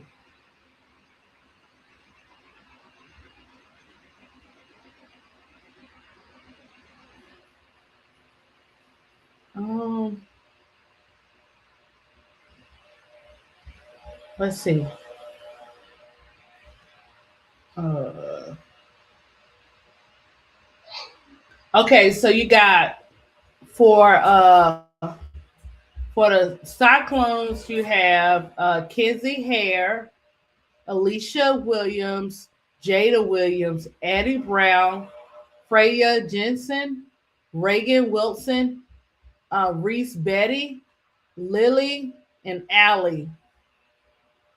Ooh. And then you also know that Audie Crooks entered too. Yeah, that's why I had to get it right, Felicia. I had to get that thing right. Because I was looking at our state. I said, no, that's not who I want. So yeah. So those are the ones from Audie Crooks team that are leaving, and Audie Crooks is leaving. So let me see. Let me check. Let me check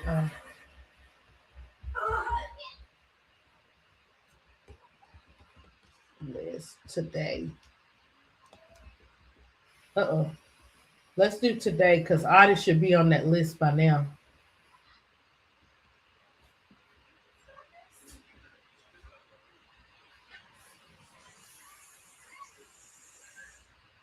I wonder. So for it, whoever must be coming into this team, to coach, it must not be somebody that they like or something.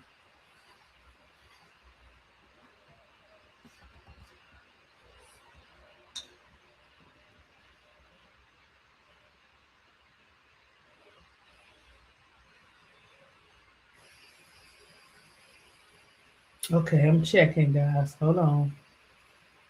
If they won't give me, yeah, they want. I know that she was added, but they haven't. They haven't put it on this article. No. I was trying to find it for you guys, but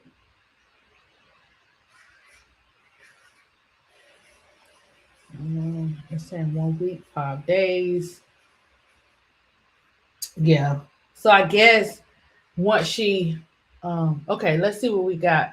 Tennessee needs to find players that want to pressure team full court and play her style of basketball. Yeah, if Kim is still there, that's what they're gonna have to do, Blue Miner.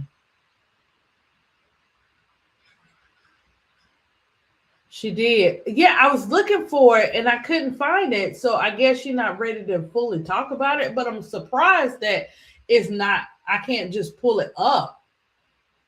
So Audie Lee is leaving. I wonder if LSU will attempt to recruit her. It's 100% because of Kim. She has no sense of player connection. Her system sucks, really sucks. Who wants to run that system? Listen. I don't know. I don't know how they get ready to do it, but if they keep her, Felicia, like Bree Minor said, they're gonna have to go and get players that like to play in her system. I don't know.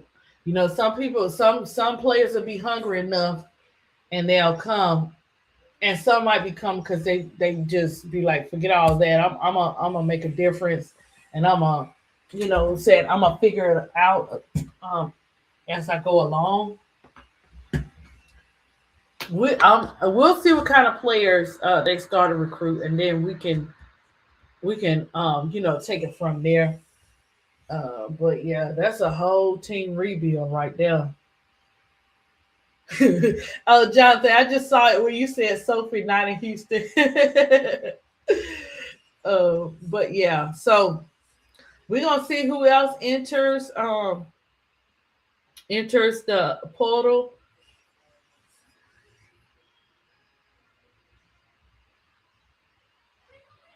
Yeah, but who said somebody I don't know who announced it. We were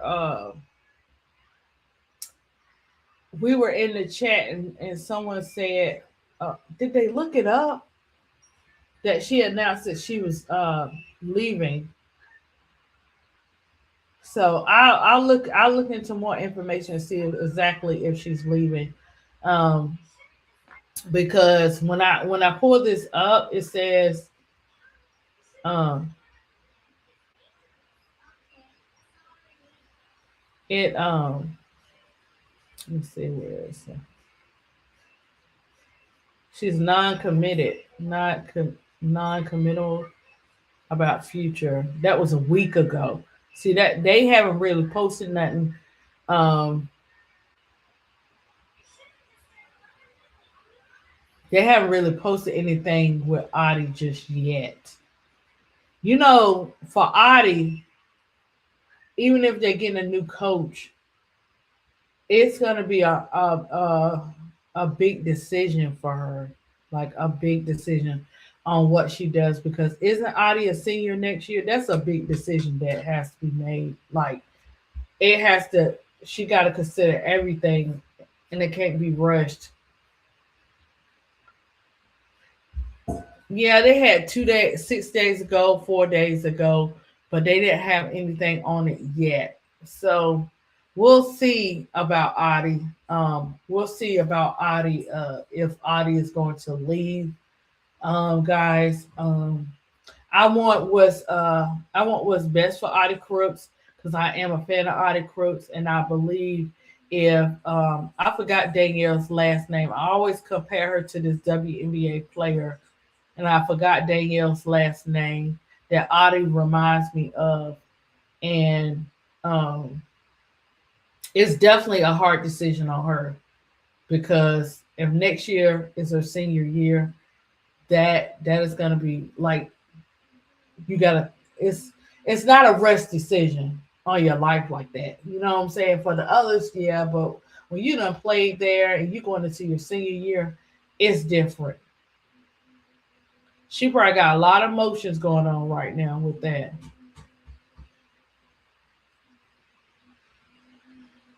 Players that believe she is a senior Brie Minor. Okay, yeah, that's what I'm saying. We probably that's why they probably keeping it hush hush right now until she lay it all out because a player like Audie Crooks, she could say, "Oh, I'm going into the transfer portal." Everybody gonna be like, they want to know why, and they may not fully understand why. But Audie she's very outspoken, and she's very intelligent on how she speaks and what she says, right? So I can imagine they're gonna ask her and she's gonna probably say something about it, but not nothing where it's tearing down the teams or nothing like this. You gotta know this is a very hard decision for articles to make. And we'll see what happens. I believe that Audie gonna continue to be a phenomenal basketball player. Um, she'll get whatever skills she needs to get, whatever she needs to do. If this is what Audie Crooks wants to do and translate and go to the W, I believe Audie Crooks would do whatever it takes to do that because she did a lot when she lost some weight and losing weight like that. The pounds don't just fall off like that. You know what I'm saying? She probably done took off more than 50 pounds now. You know what I'm saying? It's hard. It's not easy. So, and she hear it. Trust me, she be on the ticket. She hear it. And I gotta tell you, her self-esteem is on point. She doesn't let that tear her down. Do it hurt their feelings or make them feel some type of way when people say certain stuff? I'm quite sure at the moment it does, and it might stick, but the foundation that she has in her heart and the people that she said the people around her, she got great family and people around her. It says a lot too. So let's just wait and see what Miss Audie Crooks is gonna do for leaving that team and being like a star player on that team. It's different for the star players. So we'll see. Bree Minor said players a lot of people doesn't understand Kim's system. I don't yeah. I don't know what to say about Kim Bree Minor, but I don't know. Um I think regardless of system, you gotta be careful what you say. You gotta be careful with being a leader and a coach and what you say, certain how you say it. Sometimes it's not what you say, it's how you say it. And a person will gravitate to that negative more than all the positive things that you could bring behind that negative. They already have gravitated to that and it has hit. This is why you got to be careful what you say and how you put your mouth on people. Listen, I had students and they were always giving the students they were going through a lot. That's what I say. I don't call nobody child bad. I say going through a lot. They were going through a lot. I will always get those students, and the teacher was trying to figure out how I get them to do whatever I like. What I say, you got to love. You got to love people. There's no perfect person, and everybody has to grow. We're still adults, and we're still growing in some areas, right? So this is where you have to have patience. You have to believe because somebody believed in you, and you got to be careful what comes out your mouth. I didn't let the Push you. Thank you, baby. Thank you so much. Thank you, boo boo. You have to be careful what comes out your mouth on people. Whether you didn't mean to say it like that or you meant to say it like that, regardless, you got to be careful because you putting it out there in the atmosphere, that negative, they'll gravitate to it. People can take, listen, you have to be able to take criticism and all that kind of stuff, right? I get that, but it's a certain way that you do it.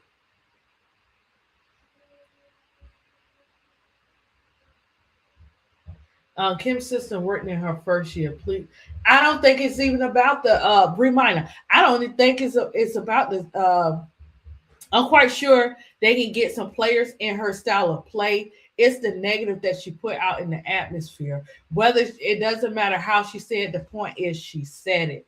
And I think sometimes we're built different, and some people just not built as strong as other people when it comes to words being put over their life. You know what I'm saying? So, and we don't know.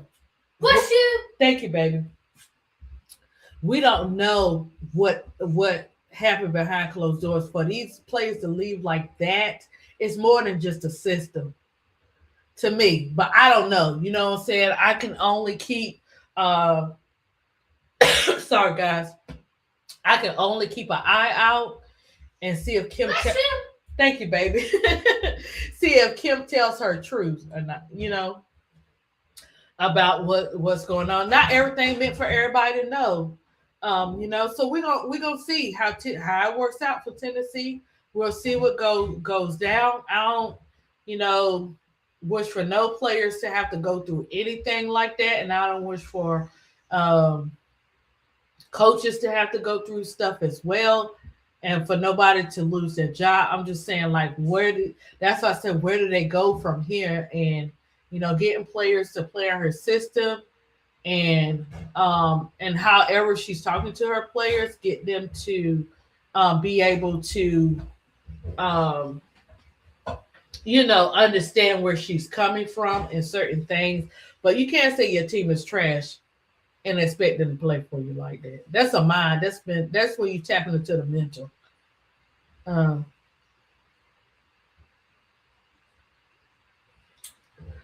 Everybody, that's why I'm saying we're gonna see what happens. That's why I said we're gonna see what happens as far as the rebuilding of the team and stuff like that. Because some people may not see it like other people see it. They may see it as some people may see it as a disrespect, and then other people might not see it as a disrespect, and she still is there.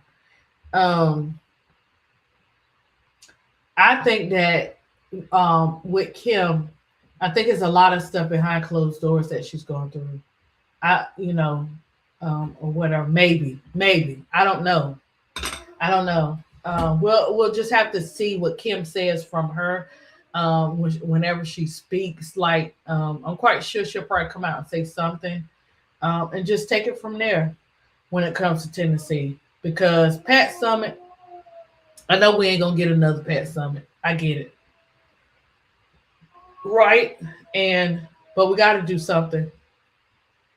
If Kim is gonna stay there, regardless, they're gonna have to get, like Bree Minor said, they're gonna have to get players that play in Kim's system and play like she wants them to play. But it's just so much. Everybody ain't telling a story. It's just too much. It's just too much going on over there. But we'll see. We'll see what happens. Tennessee gonna be all right. One way or the other, they're gonna be okay. And we'll look forward to seeing them play next season. So we'll keep an eye on everything. Bring mine. If you hear something, let me know. With Kim, if she speaks out, I'll be trying to look and pay attention and everything. So we'll see what happens. That's what I'm saying. It gotta. When it comes to coaching, it depends. it just depends on they could criticize, be outspoken and stuff like that, and say whatever, but the players got to be okay with all of that. Like I've been there, done that, where certain teachers could say certain things to me, but it'd be this particular person, this particular teacher be like, she could say anything and tell me, and I'll be on it. I stopped getting lunch detention because my mouth, because my art teacher, man, them 4 years, my art teacher was on it. She loved me, and I love my art teacher. Boy, so Audie Crook plays no defense. She wouldn't make it in the sec. A big girl, we don't know. We don't know what God got for Audie Cruz. You know what I'm saying? She can learn. And sometimes, look, big girl, it might be not that she don't know how to play. It might be she don't want to. Because she, yeah. That's what I'm going to say. It might be, sometimes it be that too. Sometimes it be like they don't want to. They don't want to be doing all that. Even though they need to. Big girl, don't come for Audie. Big girl, do not come for Audie Cruz in the chat. You already was late. You really is gonna get a negative. That grade. Listen to Barker pregame comments, March Madness game. Okay, I'll check it out. Bree Minor, I'll check it out. The comments of the players and stuff like that. We're gonna wait and see what Kim has to say and see what they do, and then we'll run it back. Because I'm curious. I'm curious to know, because look, I don't play about my kids, and I don't play about nobody else's, and I don't like nobody. Listen, I know the coach is gonna say this, say that, or whatever, but mental is real, and at that age is real. Trust me. I got a family member now in her 20s that we just came up with an idea. She's in her 20s. She got 2 beautiful blessings and everything. And I just listen. I just listen, guys. Sometimes people just need you to listen. I just listen to her, and let me tell you, Bree Minor, the stuff I'm not a texter. But that night, God used me to text. I was texting for 2 hours. I didn't even realize what I was doing. You know what I'm saying? I was just listening in the text messages and just allowing her to, talk and everything like that. And man, when that last text came, that last paragraph, I was in tears, man. I'm sorry. I was in tears. I was just using that as a reference. I was in tears because I didn't see that coming. When you're listening to people and you're the listener and you're letting them say whatever, especially at those ages, they're still in their 20s, guys. They're still in the 18s to 20s range players type. You know what I'm saying? And I was listening, and I was like, whoa. We got to be careful what we say to our new generation. They're still learning. And like I said, not everybody take negative things the same way. So we just got to be careful. I'm telling you, we got to be careful. And we done figured out something. We're gonna do some creative art and craft challenges. That sometimes you got to find out some things, because I've been there where you be in a situation where something and I had to let her know stuff. This is a world, we're gonna have all kinds of stuff to keep coming, but it's okay to feel and to let everything out. So thanks, Bree Minor. Yeah, I just know, I don't know exactly what she was saying. I don't know. I'm not putting words in Kim's mouth. We can only take what she said at the presser, and then you got social media attached to it, So it's crazy. Hey, Miss D, what time? Let me check my clock. Okay, 1:58.59.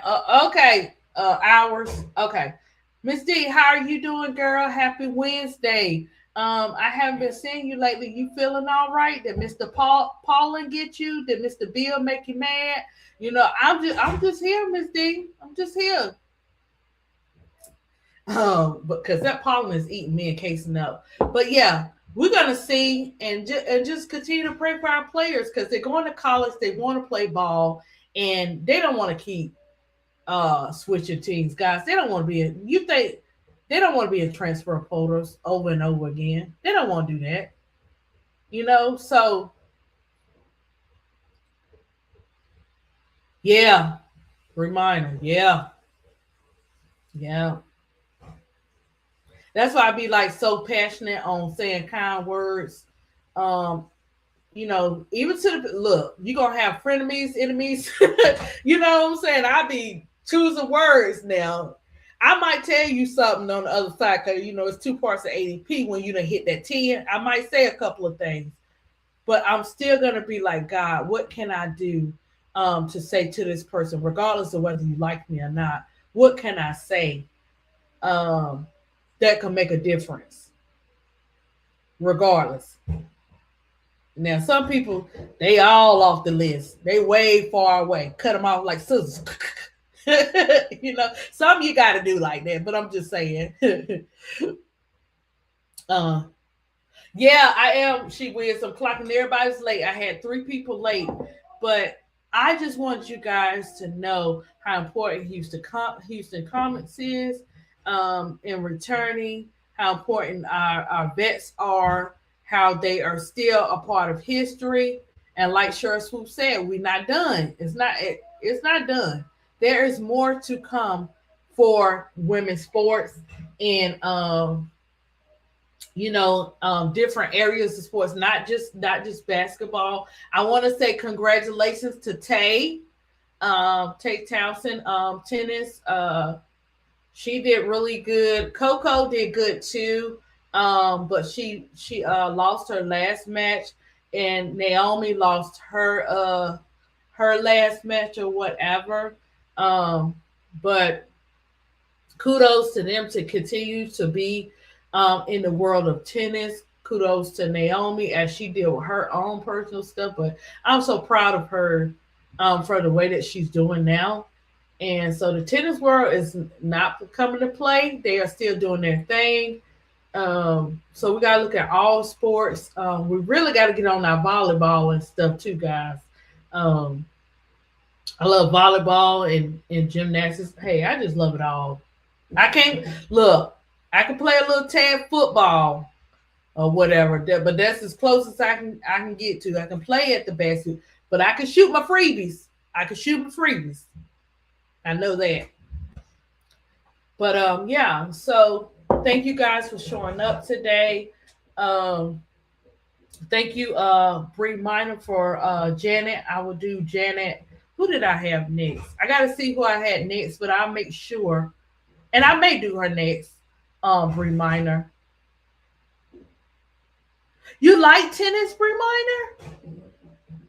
Yeah, they don't be like about my little they be trying to play me with my little podcast shorts and stuff I be putting up there about my tennis girls and everything, in America.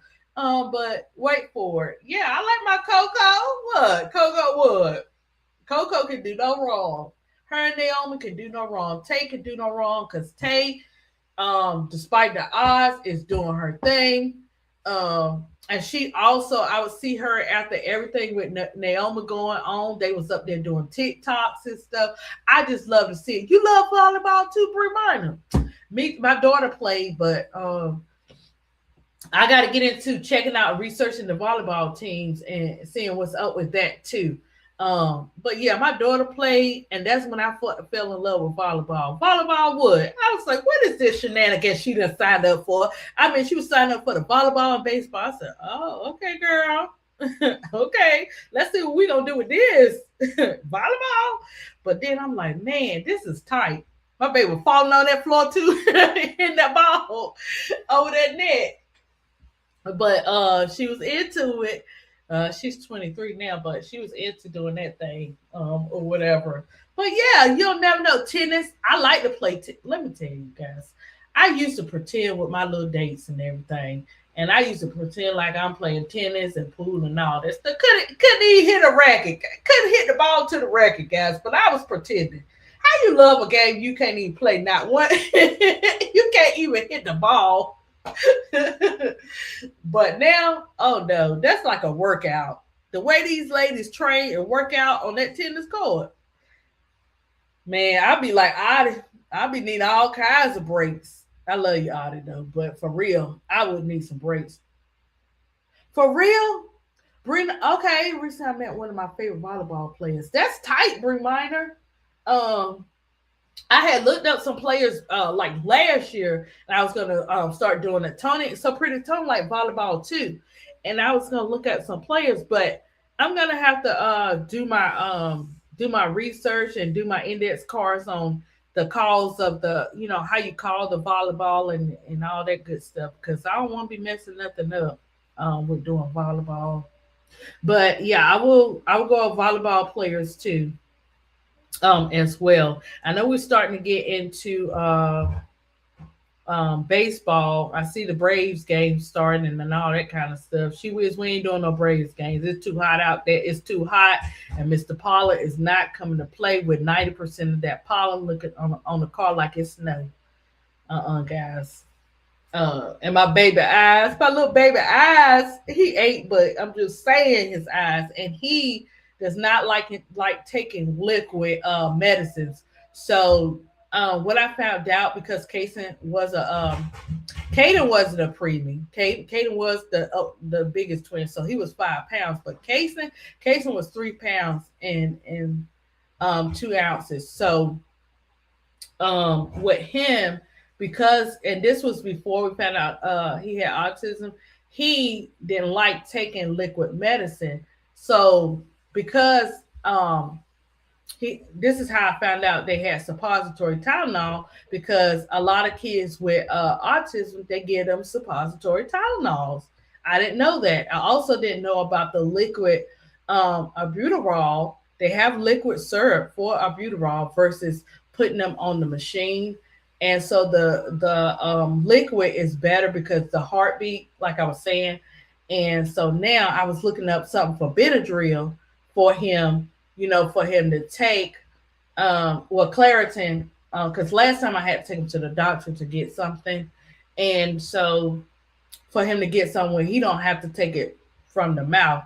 But they don't have no suppository for Benadryl and stuff. And he is like, oh my gosh, we're going to have to hold him down and get that medicine in there, from the corner of the mouth.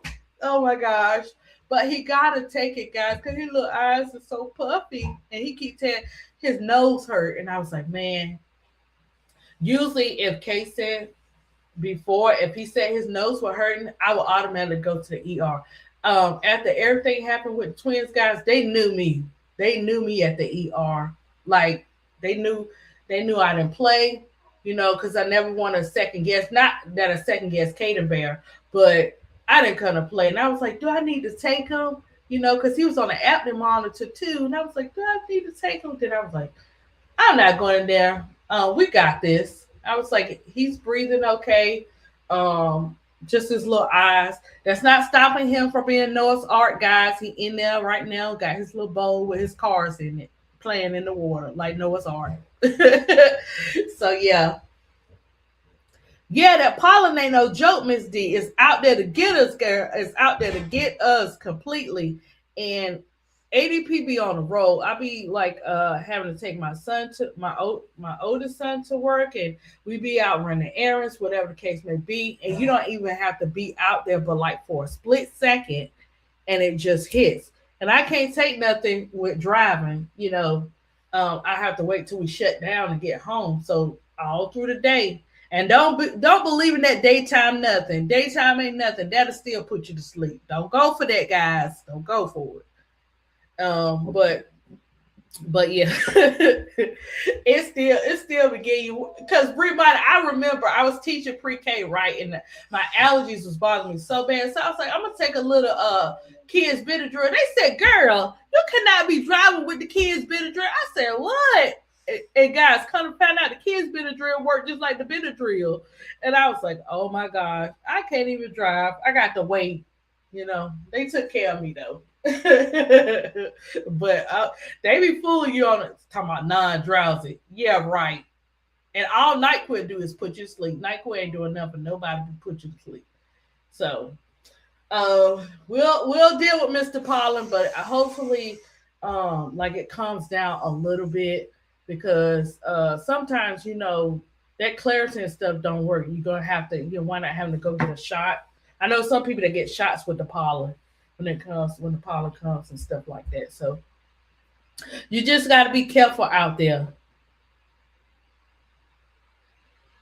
Yeah, like you doing a golf course, and I know you didn't bring money.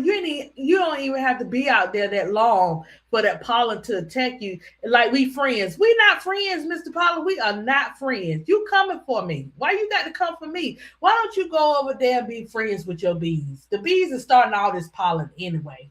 That's all I'm saying. I ain't messing with nobody. I'm trying to do right as a parent. You know what I'm saying, and all this good stuff. I'm telling you guys, between Mr. Pollen and Mr. Bill, because Mr. Bill, I'll be like, don't know, nobody need to talk to me. I need to get these figures right. Don't nobody talk for the first 24 hours. Because Mr. Bill be trying to take you out. And then you'll be like, dang, Mr. Bill, 1,200 here, 1,300. I mean, good gracious, ball of fire. So, but after that, after the third, I'm okay. Oh, that's more than 24 hours. Ain't that about 72? Okay, 72 hours then. Don't come for me. It's for 72 hours because me and Mr. Bill, we having it out.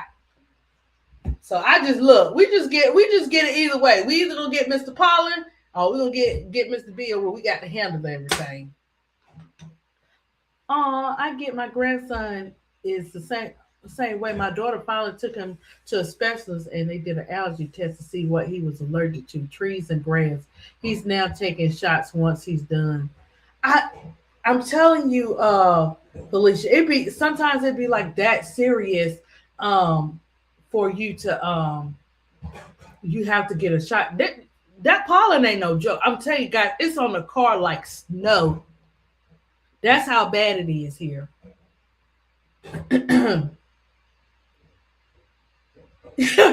need to order a box of Fruit Loops today. Oh, that's your favorite cereal? Oh, Captain Crunch is my favorite cereal. Peanut butter Captain Crunch is my favorite, but I'll eat the other ones. But I can't eat cereal like I used to. Not that I can't. I just don't have a taste for breakfast like I used to. So I kind of skip breakfast and go right into lunch and stuff like that. I know, guys, it's not good. Get a bagel or something, America. I know the bagel, the cream cheese, little egg to the side. I know, orange juice.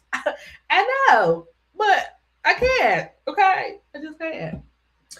But yeah, well, you order your Fruit Loops, guys. If you need to know, I am gonna put up a short on clearance shopping where you guys can go and get all the deals. ADP. When I enter the stores, guys, the first thing I go to is the clearance. I'm talking about clearance on everything. Clearance on grocery, clearance at the wing stop.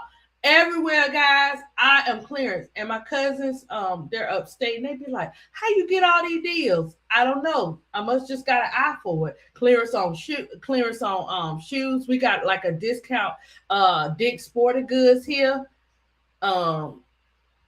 No, just on a Fruit Loop craze. Oh, oh, I haven't had Fruit Loops in a long time, reminder for real. That sounds good right about now. I guess it's because it's about lunchtime, but I usually wait until I take my son to work to do a full lunch, because unless I want to fry some fish, but it's so hot. You don't want to be like today, guys, in America. Over here, it's hot. Some days it be cold like winter. But today you be wanting to fry some fish or some shrimp or something like that.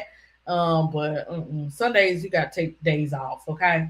Sometimes we have breakfast for dinner, okay? I'm one of those. Yes, I'm one of those. We have breakfast for dinner sometimes. the thing with it, the difference from my oldest son and Kason. Kason is picky. You know what Kason like. He gonna McDonald's fries forever, and then I have to at least I can do like the chicken nuggets and the Tyson little 5-pack of pancakes in there. Only the chocolate chip kind. I can do that with him. He loves rice. That different type of stuff. And then my oldest son and my daughter, she's pretty much she on that guys, she be on that new generation. They be on the healthy and all that kind of stuff and gluten free and all that. Yeah, she be on all that. She's like, Mommy, why don't you try? Girl, I am trying it by watching you. I'm trying not to watch you do it. I'm just saying. But my son, my oldest son, oh man, you put something in the refrigerator, you better not be craving it when you get home. I'm just saying. But guys, anyway, enough of my life shenanigans. Okay. You eat breakfast sometime? Me too. I'm by the Braves Stadium, Bree Minor. I'm not by the Braves Stadium. I'm way so that's the area.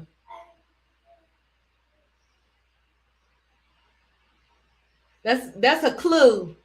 You got the clue, Bree Minor. Put it like this, everybody. We are going to.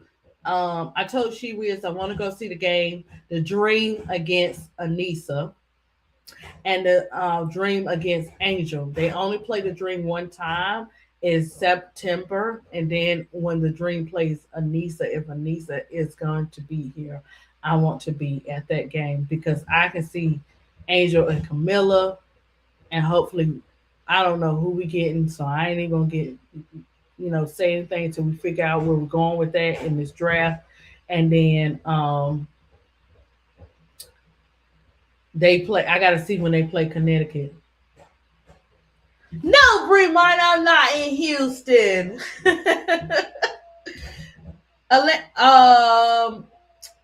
The Dream, the WNBA team, the Dream. I'm around that area. No, I hear Houston is a good place to be, though. You know what I'm saying? But yeah, so guys, make sure you enjoy yourself. Bree Minor, be careful. You go back on that golf course. Yeah, yeah. We switch off like that. Be doing that cold talking. Bree Minor, because I'm telling you, the reason why I did it like that because when I get off this live, I see so many people that don't come in this chat, and I don't be knowing all them people, and people can look research. I don't want to say no business out there where I know people could reach you in 2.5 seconds because I got connections, but I'm just saying it could be done, people. But yeah, I have to cold talk sometimes. She Wiz a little bit.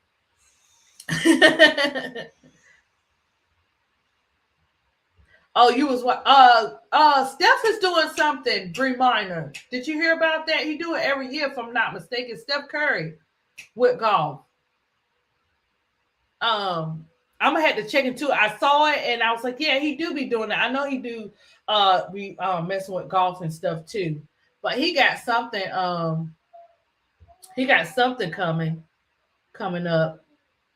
So I'm gonna have to look into it and get back to you. But yeah. Let me tell you now, golf, Bree Minor, I got you on golf. Guess what? Me and you putt golf, I got you.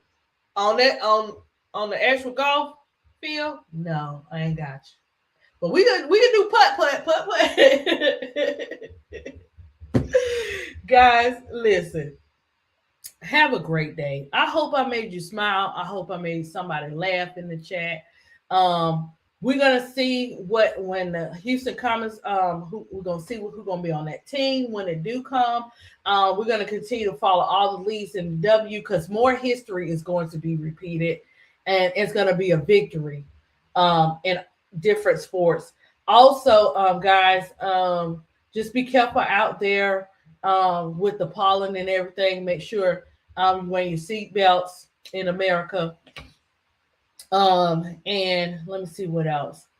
Just make sure, like, wherever you're going today, take your time. Don't rush nothing. Far as driving, you're gonna get there when you get there. Yeah, and that's what we're doing. You got your clothes in the closet. Oh, okay. I might get out there one day and try to pretend. Okay, guys, I love you guys. Stay blessed. Stay safe, and I will catch you on the next one. I'm gonna try to go live Friday. If not, I am probably gonna mess around and have to do one D block this week because we got so much stuff going on with the games and stuff. So I'm trying to see in between the games, when I could do another show.